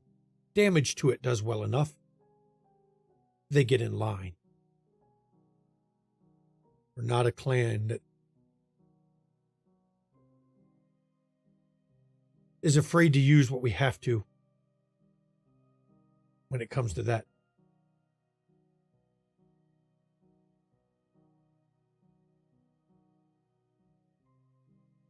Do you know of any way for fetters to be disconnected? There's ways. There's actually spirits that can sever them. You don't see them often. That's considered a major taboo. But taboos, well, they're meant to be broken now, aren't they? Just like any enterprise. Just because somebody on their side thinks that's a criminal thing. It's only a matter of what we do and what we don't do, right? Apply the leverage to the right one and they'll be criminals for us. They'll sever a fetter. They get really angry when you do that. Make sure you have other leverage handy to remind them that you could break more than one if you chose. Let the one you break be a lesson.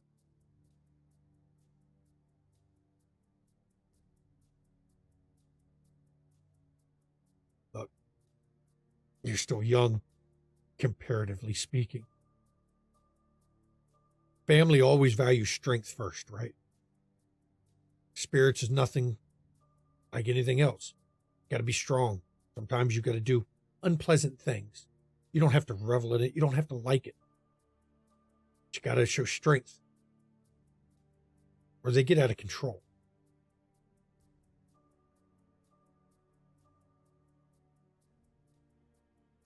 Why do I have a feeling you're asking this for a specific reason? Let me guess. Your sister lost it, didn't she? Multiple times. And it's becoming more frequent. Given her age, I'm surprised it took this long.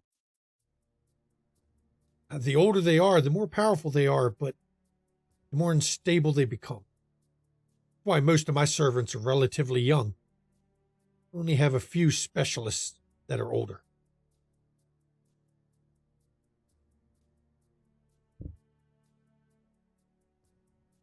She's become attached to someone else. They do that. They replace them over time. It's funny. The ones that are foolish enough to have a human for a fetter, humans always die. They either have to find a new replacement immediately or they lose it completely. Have you heard of fetters being us? That's the biggest Indrid? mistakes they ever make.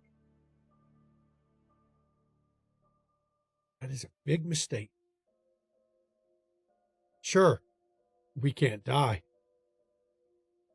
But like I said, you don't have to kill a fetter now, do you? Hurt them. Inflict pain on them. They feel pain that their fetter feels. It's actually easier for us to control them that way. We can inflict the pain on one of our own kind that they can heal up pretty quick. but the pain remains for the spirits. You're saying your sister has found her kindred fetter. One that she has a particular historical significance with. Oh boy, come on. Use it. She won't listen to you. She might listen to her. But the other part of her, much as it likes to cause pain, it likes to relish in the pain, not abruptly ruin all of its plans.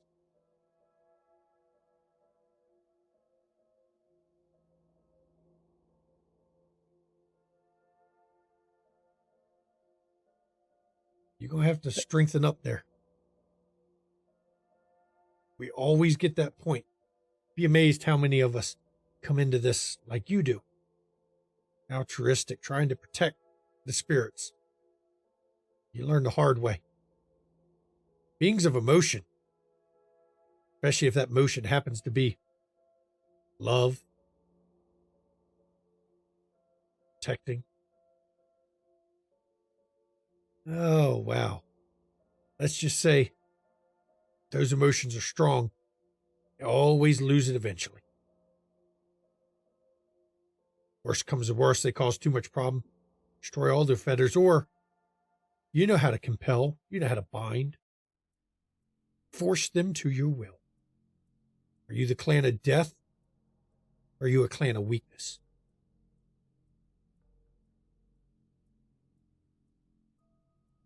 Speaking of death, since I'm here,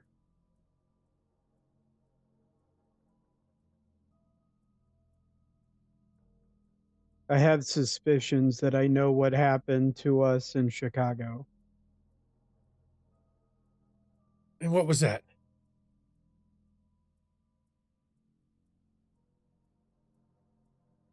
There are a group of spirits referring to themselves as avenging angels.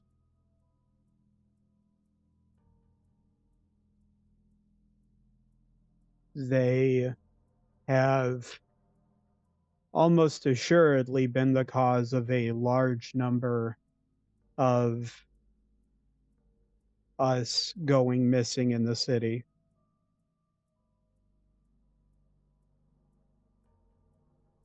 Destroy them. Bind them, compel them. Find out whatever in the fuck she was researching that she thought would help the family. Tell you what, you find that out, I'll deal with the avenging angels.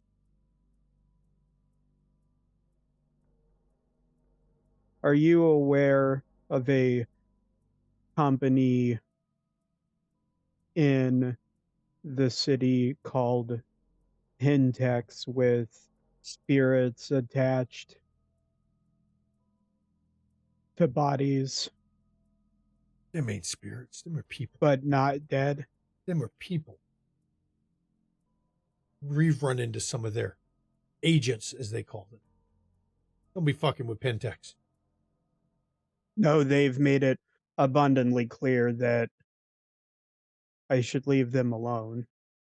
And they've given me every reason to trust them that they have the capabilities to remove me if they want to.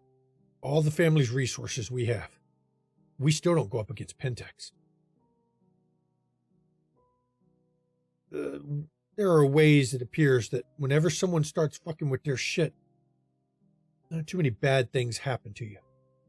Companies get shut down, get bought out, go out of business, go bankrupt. Board members start dying. The message is pretty clear. In the case of the family, our spirits started disappearing. Our servants. You know how long it takes to get a good servant properly conditioned? More than one lifetime. takes a while to teach those lessons I was telling you about. We don't like them being disappeared.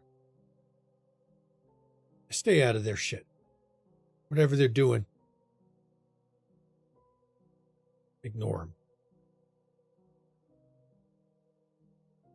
They operate on levels that generally, we leave them alone, they leave us alone. I don't know what the fuck their goal is. But they don't seem big on causing waves of wiping us out every chance they get, unless we piss in their Wheaties.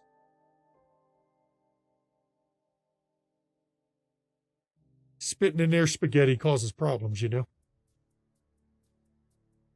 And life was so much simpler when all I had to do was antagonize those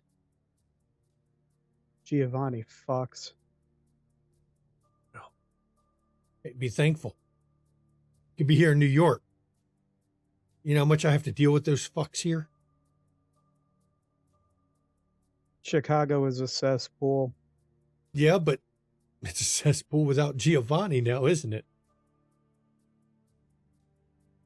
There are such things as miracles. Look, you do what you want, boy, but I'm telling you, you're going to have to get a handle on your sister.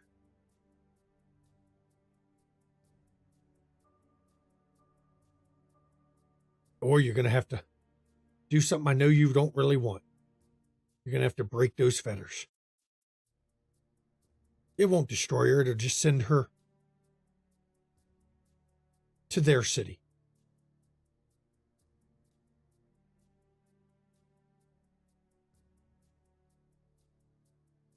I'll leave you be to your poker game. I'm just fleecing these guys of money. Please. Something to do past the Like time. Like you need it. I don't need it. Sometimes we do things for fun.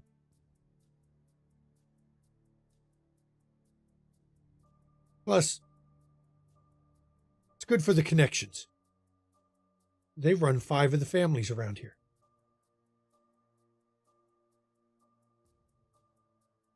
You know, the more you despise, the more you become. Yeah, I know.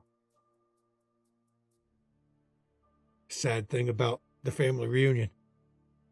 We're becoming more and more like the Giovanni every year, aren't we? Idealism is a bitch. Yeah. But at least we're calling the shots and not them, right? Thank fuck. Send the boys back in as you go. Yep. As you It was good step out, seeing you again. it's good seeing you. Even if you did interrupt my game for questions you knew the answer to already. I'll see Maybe you. I just wanted a trip to New York. You can come out here and you don't have to do that. You can go walk the old neighborhood if you want one night. Maybe next trip. Maybe. Send the boys in. And as you go and step out, they are all waiting outside the door, not close enough to hear, but you can tell that for the leaders of 5 different families, they understand who's actually in charge in this restaurant, and it's not them. And your necklace goes cold as Izzy settles into it. She don't say a word. She's learned long ago not to comment on your sire. Yeah, he's ready for you. Hope you guys stopped at an ATM. You're getting rinsed. He always does. But it's good night. We can afford it. Well, except him. That Goomba always out of money. The other one looks over at him and goes, "You think so?" All right, well, good luck. You'll need it. And they all step back in. Does Nicholas try to talk to Isabella or Izzy as you're leaving the place to return to the jet? I don't know that he'll necessarily initiate the conversation, but if she tries to talk to him, like he would talk. But I think a lot of this is Nicholas having his own internal debate as to what to do. She doesn't say a word the whole flight back. Right here, everybody. This is where we're going to go to break. It's been a long first half.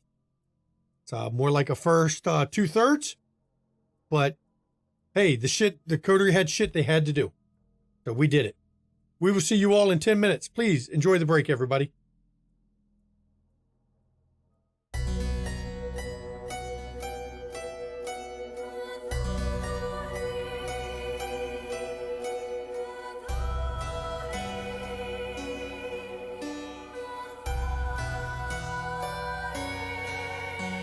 Allow me to introduce myself, though I fear you've heard my name, and that you've heard the story of Countess Bathory. History is told by the victors, heroic warriors, and mad kings.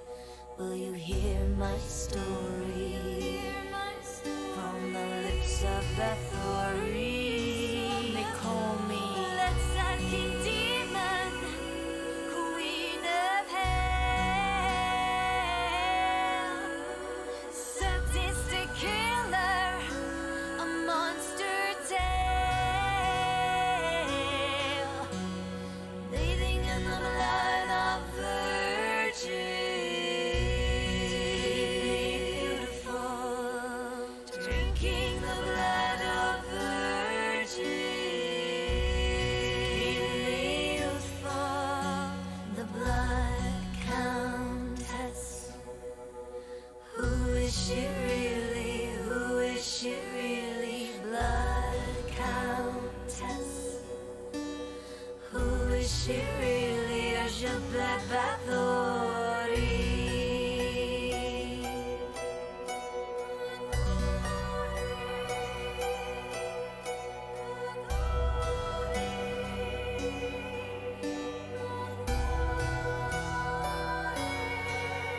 I was very wealthy and powerful, a widow with political rivals, keen to destroy me and take my property. My plea was never offered, all my confessors were all tortured, or how they destroyed me for my property. They put me up, shut me up, shut me up, put me up, shut me up, and told a story of a bitch called Bathory. Let's King Demon, Queen of Hell, sadistic killer, a monster tale, bathing in the blood of virgins, beautiful, drinking the blood of virgins.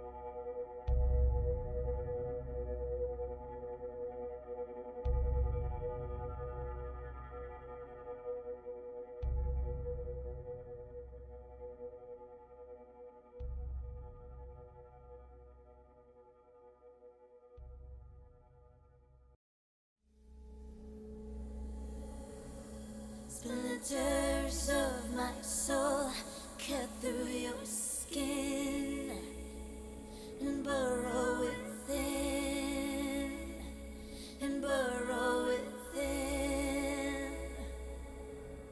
Splinters of my soul cut through your skin and burrow within, and burrow within.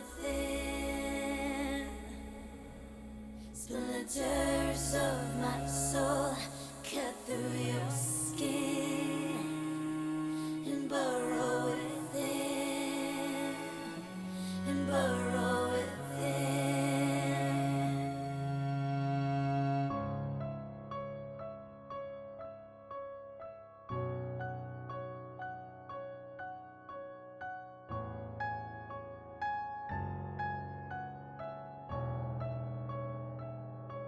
I've always been the hunter, nothing on my tail. But there was something in you I knew could make that change. To capture a predator, you can't remain the prey. You have to become an equal in every way. So look in the mirror and tell me, who do you see? Is it still you, or is it me? Become the beast, we don't have to hide. Do I terrify you, or do you feel alive? Do you feel the hunger? Does it howl inside? Does it terrify you, or do you feel alive?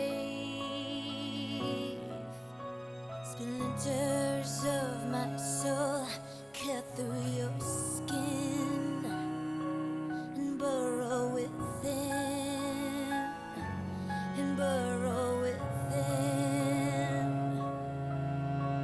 Splinters of my soul cut through your skin and burrow within, and burrow within.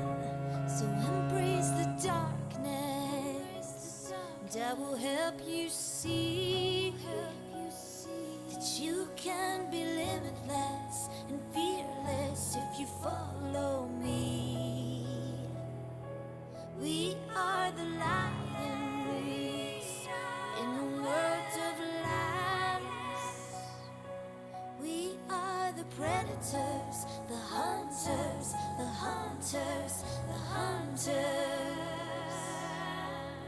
Become the beast, we don't have to hide.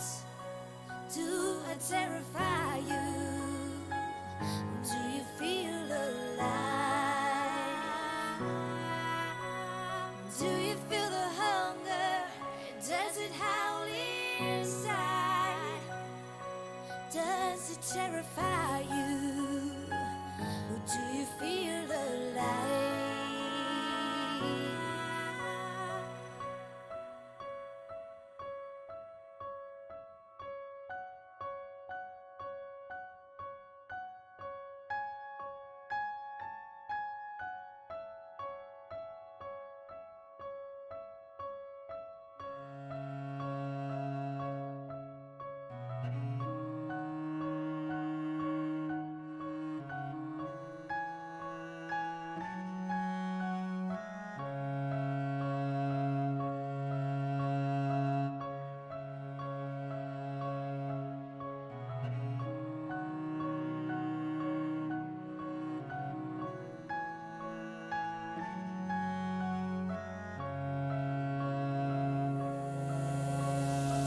Splinters of my soul cut through your skin and burrow within, and burrow within.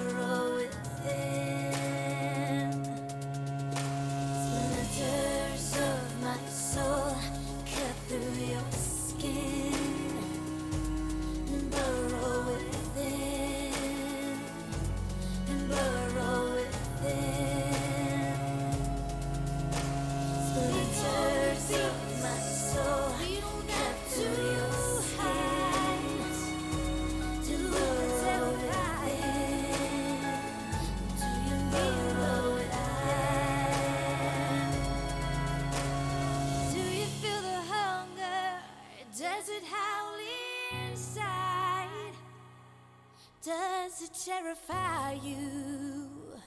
Or do you feel alive?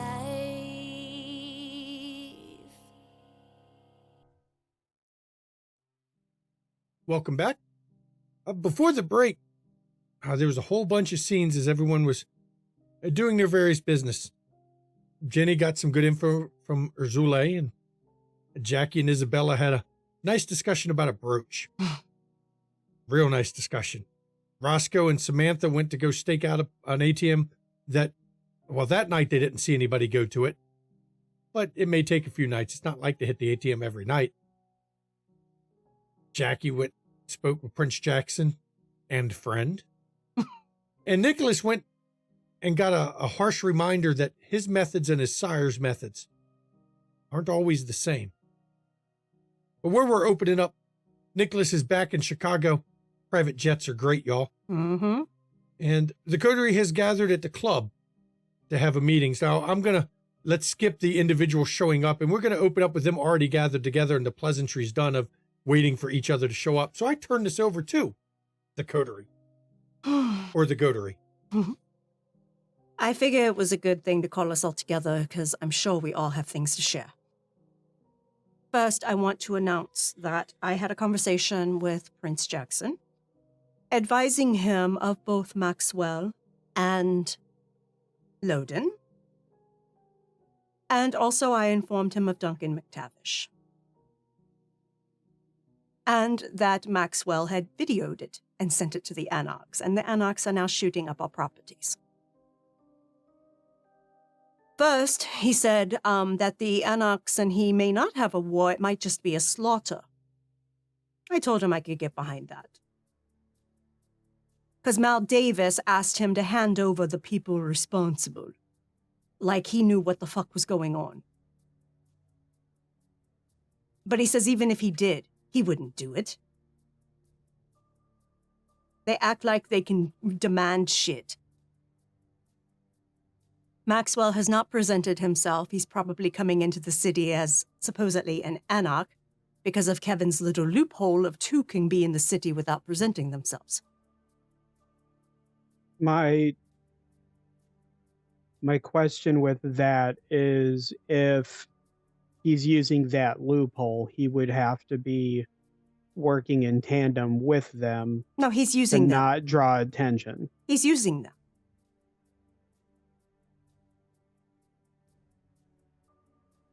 As he uses everyone.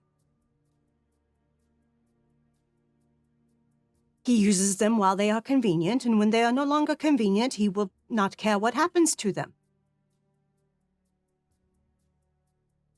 Does make you wonder a little bit, though.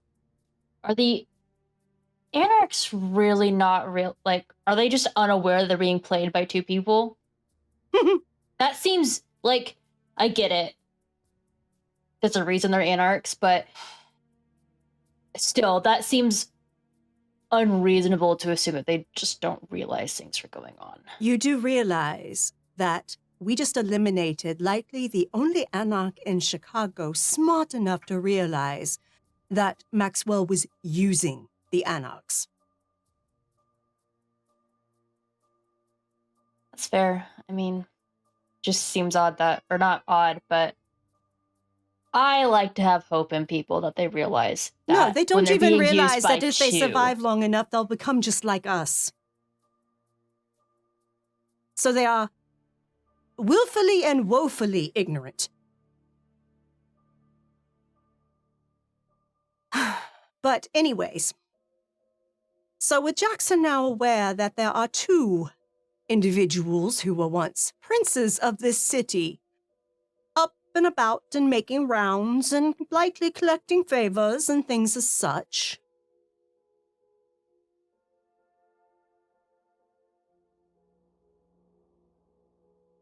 he has brokered an agreement with us for supporting him. He will owe us big time.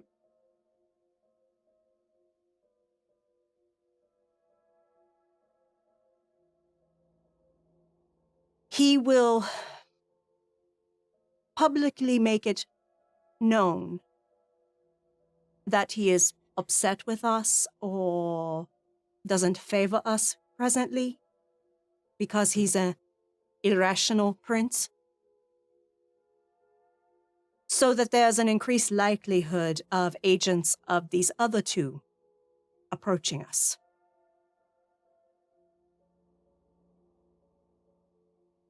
It is an opportunity for us to get information. It is an opportunity for us to possibly get spies within their camps.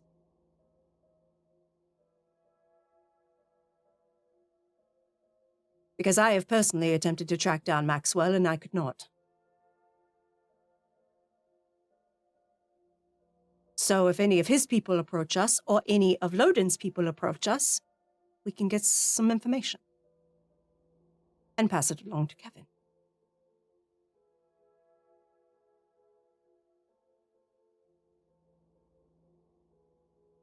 This is War for the Throne. This is how it operates. And yes, I am backing Kevin. I do not personally care for him. But he, of the three, has the most potential. As long as you think we'll be able to actually call in these favors when the time comes due. He owes If he so many survives this, already. yes, we will. If we survive this, yes, we will.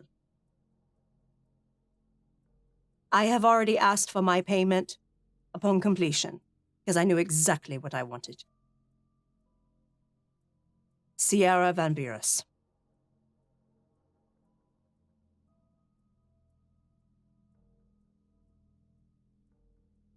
But for you all joining along in this endeavor, he will owe you as well. And I will tell you that Ventru, if they are to maintain their reputation as the first of all clans, they will always pay their debts.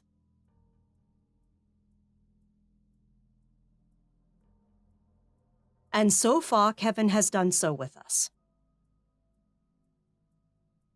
I have no reason to think he would not.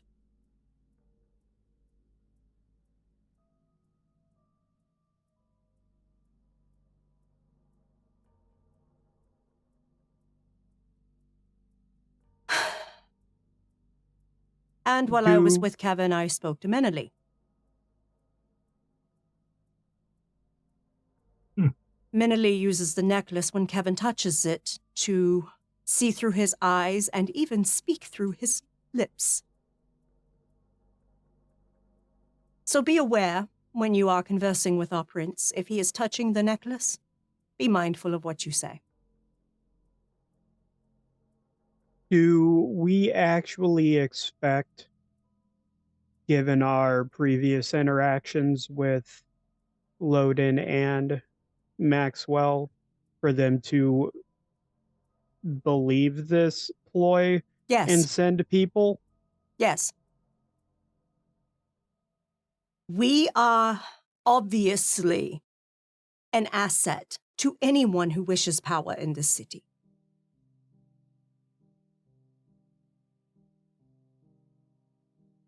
Maxwell sent us and then tried to set us up to fall because Kevin has us. He doesn't care about us particularly. He just knows that we are an asset for Kevin. If he was also Prince, I'm also assuming he realizes that our kind like to hold grudges. Understand, both Maxwell and Loden are elders. Elders. And they see a young prince as incompetent.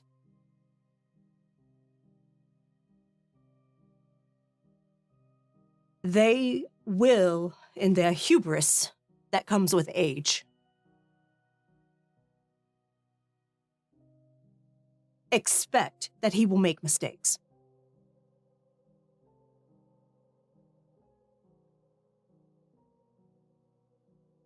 They do not realize that he has an ancient in his head guiding him. We do.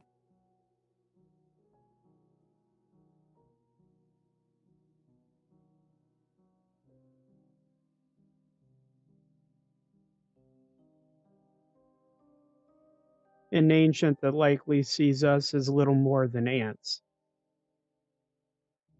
An ancient that understands what are tools. And how to play the intricate chess game of rulership. An ancient that also hasn't been able to gain 100% rulership with Portia in the area. She is also a queen. And the female of the species is more dangerous.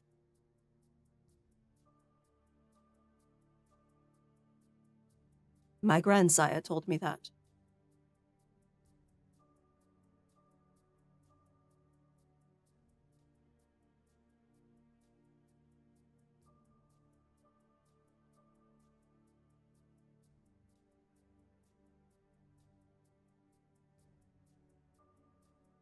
I do think that it will be bought, and it can put us at risk for others trying to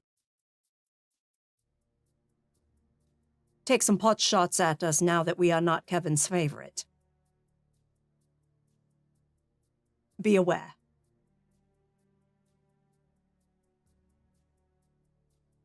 But I am not afraid of that.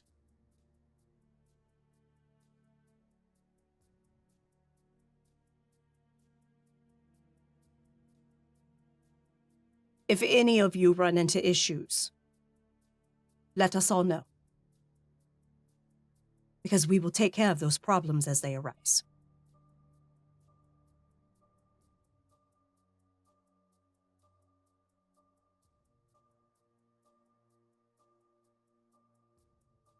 But yes, as long as Kevin survives this venture, he will pay. Because I have concerns that the Primogen Council, especially those who have held their positions through multiple princes, will be inclined to back Lodin, since he was so easily taken out at the knees by them in the past.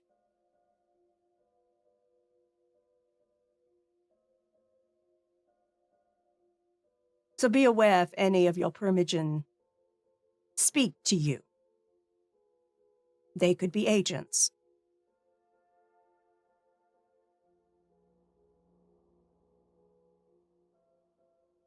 Yes, that was the one of the fears put forth by Erzule when I informed her of Lodin's return to not being the one-eyed king. So because he's a known factor, quote unquote, to certain Primogen who have backed him in the past, as it were, and especially if they're unhappy with Jackson now. So Right. And Jackson, he is not highly favored in the city. Especially amongst those who were used to having a lot more influence and power. well, But that is exactly what the city needs. mhm. I don't know. I can't speak for them for sure. I would assume, based on the conversation I had with Erzule, that Primogen Stewart will probably back him to a degree. I know she said Maxwell approached them, but he wanted them to stay out of his way. Of course, he was like, stay out of my way. You can do some things for me in the future for favors or whatever, blah, blah, blah kind of thing. But it's like, he kind of seems like that's his usual shtick. He goes around and tells people, hey, do this thing for me in the future. And, you get some favors out of it now kind of thing. But she was non-committal to him. She didn't specify exact if there was anything, but yeah. I don't think he's got the backing of them.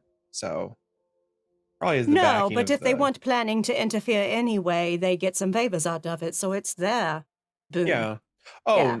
I mean, they're doing what I was going to do to him, which was if it works out and I can get something out of it in the end for it, sure, so but now definitely if I get approached anytime, anywhere, as long as he's still alive, he's definitely sending that information on to the higher ups and hopefully they can do something with it. Yeah. So, thank you for sharing that. Mm-hmm. But that is Also- all I had to share because I wanted to make you all aware of that. And also to be aware of when he touches the necklace, it's not him. Good information to have. I have a little news from Samantha. She tracked down where Alice and Tammy seems like they've run out of money since their big benefactor kind of blew away. So they've been hitting a particular ATM every couple of days. We've been staking it out, but haven't seen them yet. But I relayed that info to Franklin, so he should be able to come by and collect them. Excellent. Good. It is good to pay our debts to people. And Samantha, being what she is a little ticked off about my shop getting blown up. So she's going to take it on herself to annoy the anarchs a bit.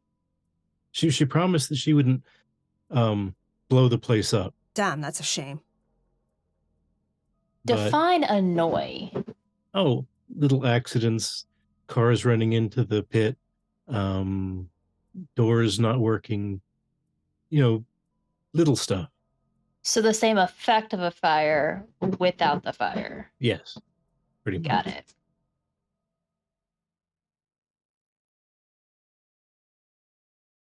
Did you and Samantha have a chat, Roscoe? We Smooth did. things out, figure it out? We did. Okay, good. Was I right? You were right. Right about what? Oh, that bitch is crazy. She's fucking crazy. She was sorry. While I was convalescing after our fight with Capone, she ghouled herself. She did what? She availed herself of my injury to siphon off a little vitae. And she's the first level in ghouling herself. And it First level? You were down for like a week. She is fully bonded. Well, Jenny pointed it out to me because I hadn't really paid that much attention to her behavior towards me, but she is definitely bonded. Roscoe, please tell me you see the problem with this. Yes, it's a problem, but it's also a minor blessing in that she is somewhat less volatile than she used to be. Now, Roscoe, how this is going to play out in the long term? This may be a real problem. Hey, but on the upside, she won't threaten you if you're near Roscoe anymore. she used you without consent. It's done. No, but I understand. No, I don't think you do. That is inherently dangerous.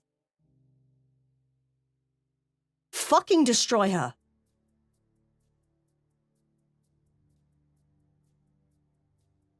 It may well come to that. No, it's seriously.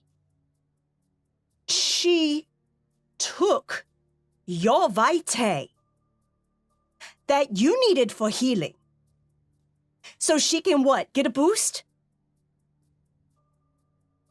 That is the most selfish, inconsiderate, horrifying thing. You were incapacitated when she did this. She totally took advantage of that situation.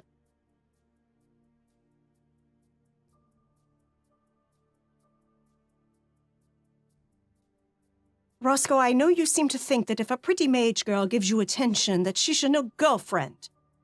But really, she is a monster. So are we all. I don't go around sucking off incapacitated vampires to get kicks. No, your point's well taken.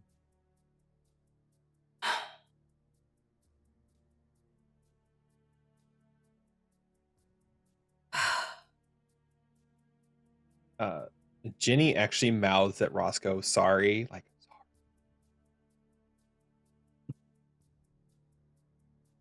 Understand, if you do not handle this soon, it will come down between either it's her or you. And I don't think she will protect you. She used you. Well, the potential for her turning on me has always been there. I'm aware of that.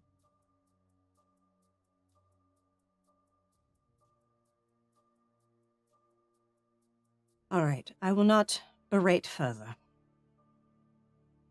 You have to make your own decisions. But please keep her away from me. I may will. not be able to contain my rage. Understood.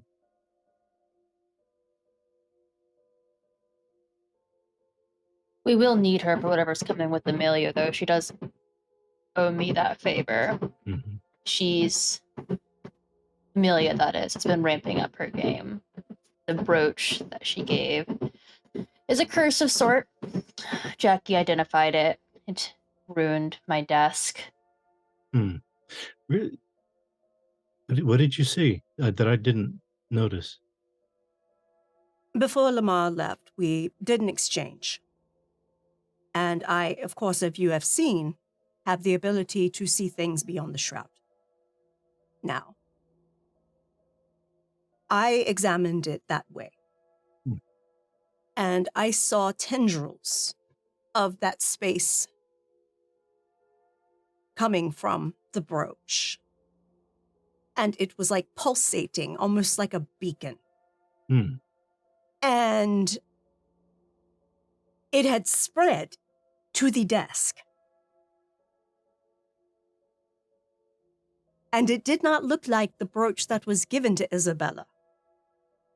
It looked aged and decayed. So perhaps she changed it out when she had when the box disappeared.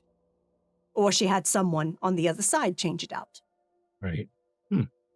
So I advised Isabella to destroy the desk, get rid of the brooch, or destroy it either way.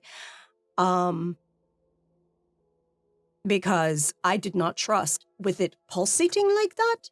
It seemed like it would be a beacon for things from the other side to come through. Right. That's yeah. That's a good thought. And who do we know that might still be on the other side who would have interest in tracking Isabella? No telling. You don't know who Amelia sided with. Right. While she and was who there, knows she if clearly they found owe her some something. allies. You know, they might have been doing this because they owe her. Right.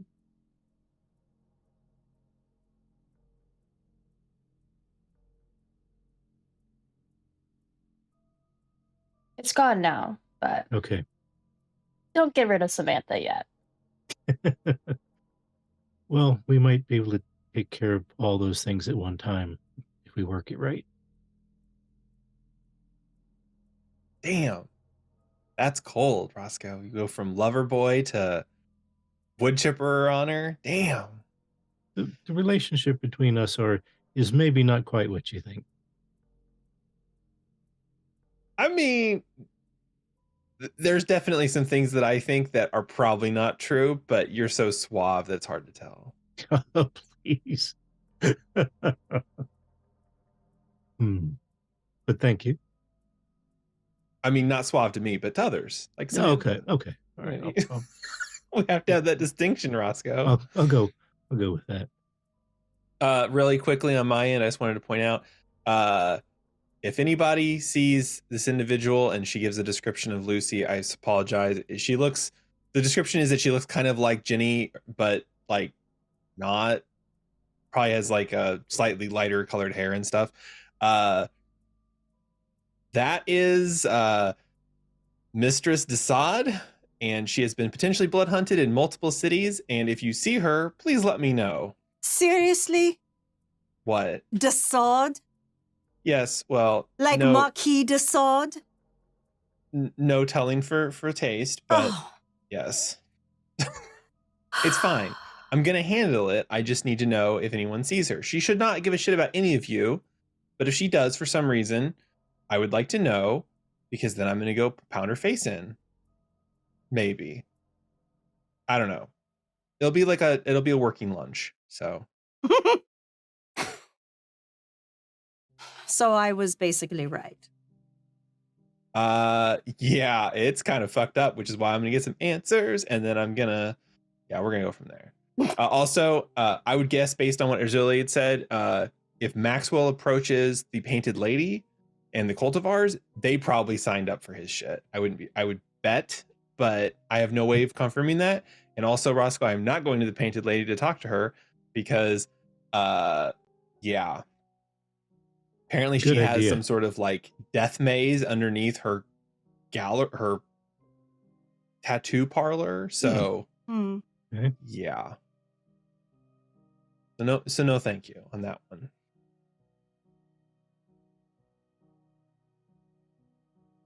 What? You don't want a nice new tattoo? No. Well, Good. the invitation was for their elevator pitch.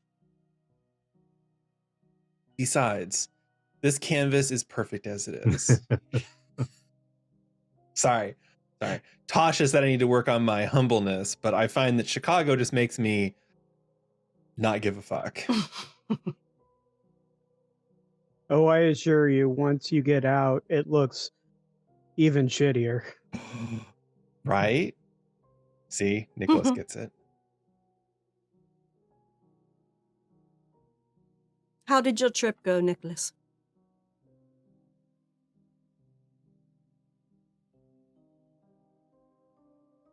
I got what I sort of expected. No real answer, but worth the trip. Good.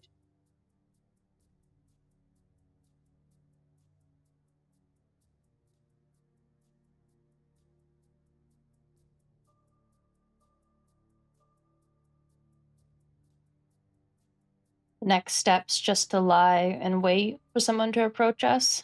And we just go about our nightly doings. And keep our eyes and ears peeled. So much going on. It feels like we should be more proactive. I just don't know what we do.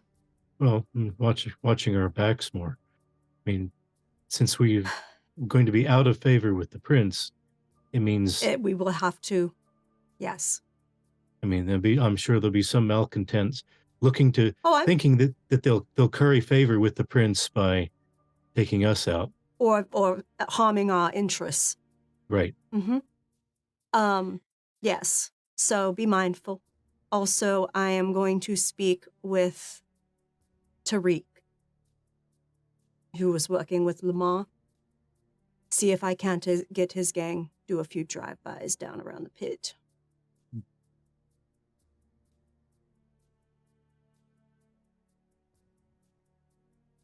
Yeah, I asked Tasha to find out if any of the local gang connections know anything about Who did any it? drive-bys. Mhm. So she said she was going to spread the cheese around and find out. So Good. okay, I told her to spread the cheese around. She was whatever. It doesn't matter. She's gonna ask questions, so I'll let you all know. Excellent.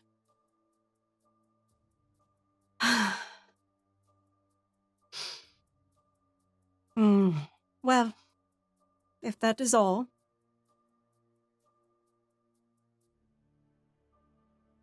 I have a new desk to buy. Yes. I will go do that. Best of luck watching your back, everybody. Absolutely. And remember, do reach out as soon as anything happens if you need us. And we leave the conference room. As this coterie goes their separate ways, and knowing they're about to get involved in they're setting themselves up to be a target for a war of praxis in some ways, but also to be key player in who actually wins. This is where we're going to end Season 9, Episode 6, Windy City After Dark. I'd like to thank my players and you, the viewers. Player vote. Everyone gets the XP. Why not? Sure, pass it around. Hand it out there. Y'all just turned this into a 3 XP a session, so whatever. It is what it is. You already have so much XP floating around at this table that you're breaking the game, so we'll go with it. Everybody gets 3 XP for this session total. And of course, please everybody join us on our Discord. Our Discord is where we cast these shows from. So if you're on the Discord, you can talk about the show. You may see other casting calls. I do know, while none are posted right now, there will be a Broken Tales casting call as soon as I read the book, because we got our Kickstarter for Broken Tales finally in, and the game sounds amazing. You're playing one of the antagonists from various fairy tale stories that has turned over a new leaf, and now you're trying to stop the other evil characters. It's actually a pretty interesting concept, so you'll have to see that. There will be a casting call for that as soon as I get a chance to read the book. And of course, we do weekly Zoom hangouts. Some nights it's Friday, some nights Saturday. We even have a few Sunday ones, which are cool. So please join the Discord for that. If you want to catch your back episodes, right over here, pop over to YouTube. You can catch all the Windy City. You can catch the Demon, the Mage, Werewolf, Changeling, Bluebeard's Bride, Monster Hearts, Zasarkala, Paranoia, Nighthawk. Jesus Christ, we got so much shit over there. If you want to see Call of Cthulhu and or D&D, go over there and go over to Ishvel. Don't worry, that content was made under the old licensing, so watch Ishvel all you want. And if you want to see some amazing content creators, check out our friends over here. 2 of them are right here in this stream.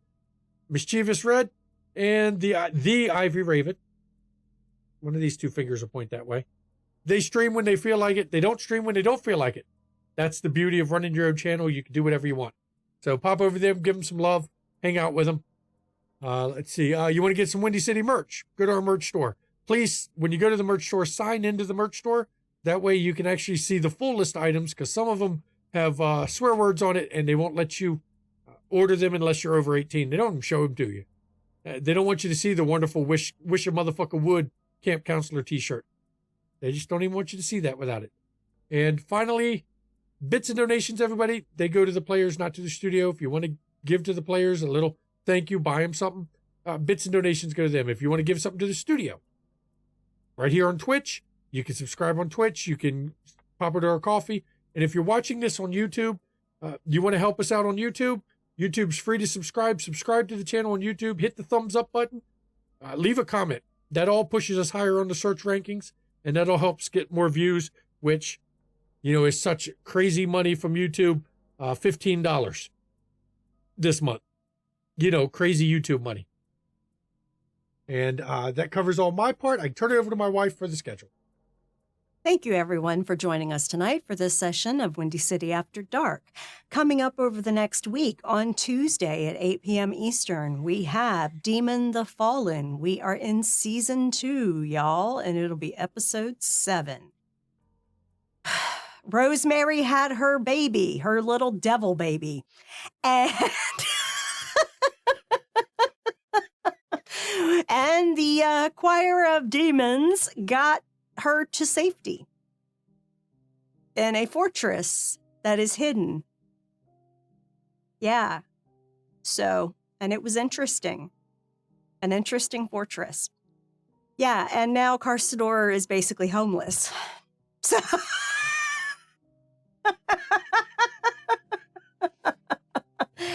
So, can always find a path to a new one. Yep, he can. He can find a path to a new one. So join us on Tuesday as we follow that up. And on Saturday, coming up at 3 p.m. Eastern, we have, I believe, London Esoteric Society coming up. I believe, unless she's off again. but I believe that is this coming Saturday. And they are now in the new century, in the 1900s, and playing new characters because their old ones went completely insane and they needed to create new characters. So yes, they're making the same mistakes and doing the same things, but this is Call of Cthulhu. It's expected. And we will be back here on Sunday at 5 p.m. Eastern with the next episode of Windy City After Dark, Season 9. Yeah, shit's getting interesting in Chicago. And it should be interesting to see how this coterie deals with it. They haven't been involved in the pre-Praxis wars before. It'd be interesting to see how they do it. So make sure that you keep an eye on this stream for that. And of course, as always, everybody, mental health. It's not a joke. It's not a laughing matter. Please take your mental health seriously. Check in on those around you. Check in on family, friends, loved one, people you haven't heard from. Even check in on those people that are constantly laughing and joking, because a lot of those people, it's a mask, and they just need someone to reach out to them and talk with them to help them out. And if you suffer from mental health issues like many of us do, myself included, first of all, it's okay to not be okay. Never think you have to suffer in silence. There's nothing wrong with sharing that you're struggling, and there's nothing wrong with reaching out to those around you when you know you're struggling. So please do that. And if you don't feel you can, in chats, a list of numbers you can call or text 24 hours a day, 7 days a week. Someone will be on the other end of the line to be that person you can reach out and talk with. Try to help you through it, to be a lifeline. Because mental health is health, everybody, and it's very important. And now I can turn it over to my wife for her portion. Hey, y'all. I'm McStabber. I'm a registered nurse. Timber Brad here is also a registered nurse, and we're going to tell you, Please, get your goddamn shots. please, nursing homes are chock full. Chock full. There's no beds. In my state, there's like no beds. Hospitals are strapped. Please get your shots. Please. And fuck fascists. Fuck the Iranian government. Fuck the Taliban. Fuck the Christo-fascists here in America and the white supremacists. And fuck Putin. And honestly, be kind, y'all. Being nice is performative. Being kind is genuine. Be kind. Said with love. And I want to point out today, Wizards of the Coast, at the day we recorded this, released the new OGL draft, and it's garbage. Just so you know, it's fucking garbage.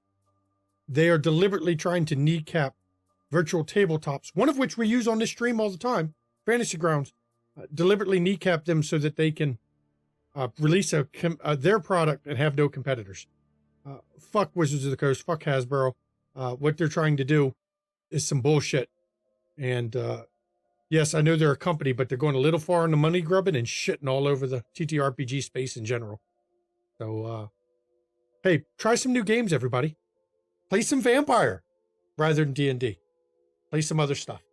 And as a storyteller of this amazing group of players that some reason come back week after week to deal with whatever shit Shanky's throwing at them, I don't know why. I thank you all for coming. Good night, everybody.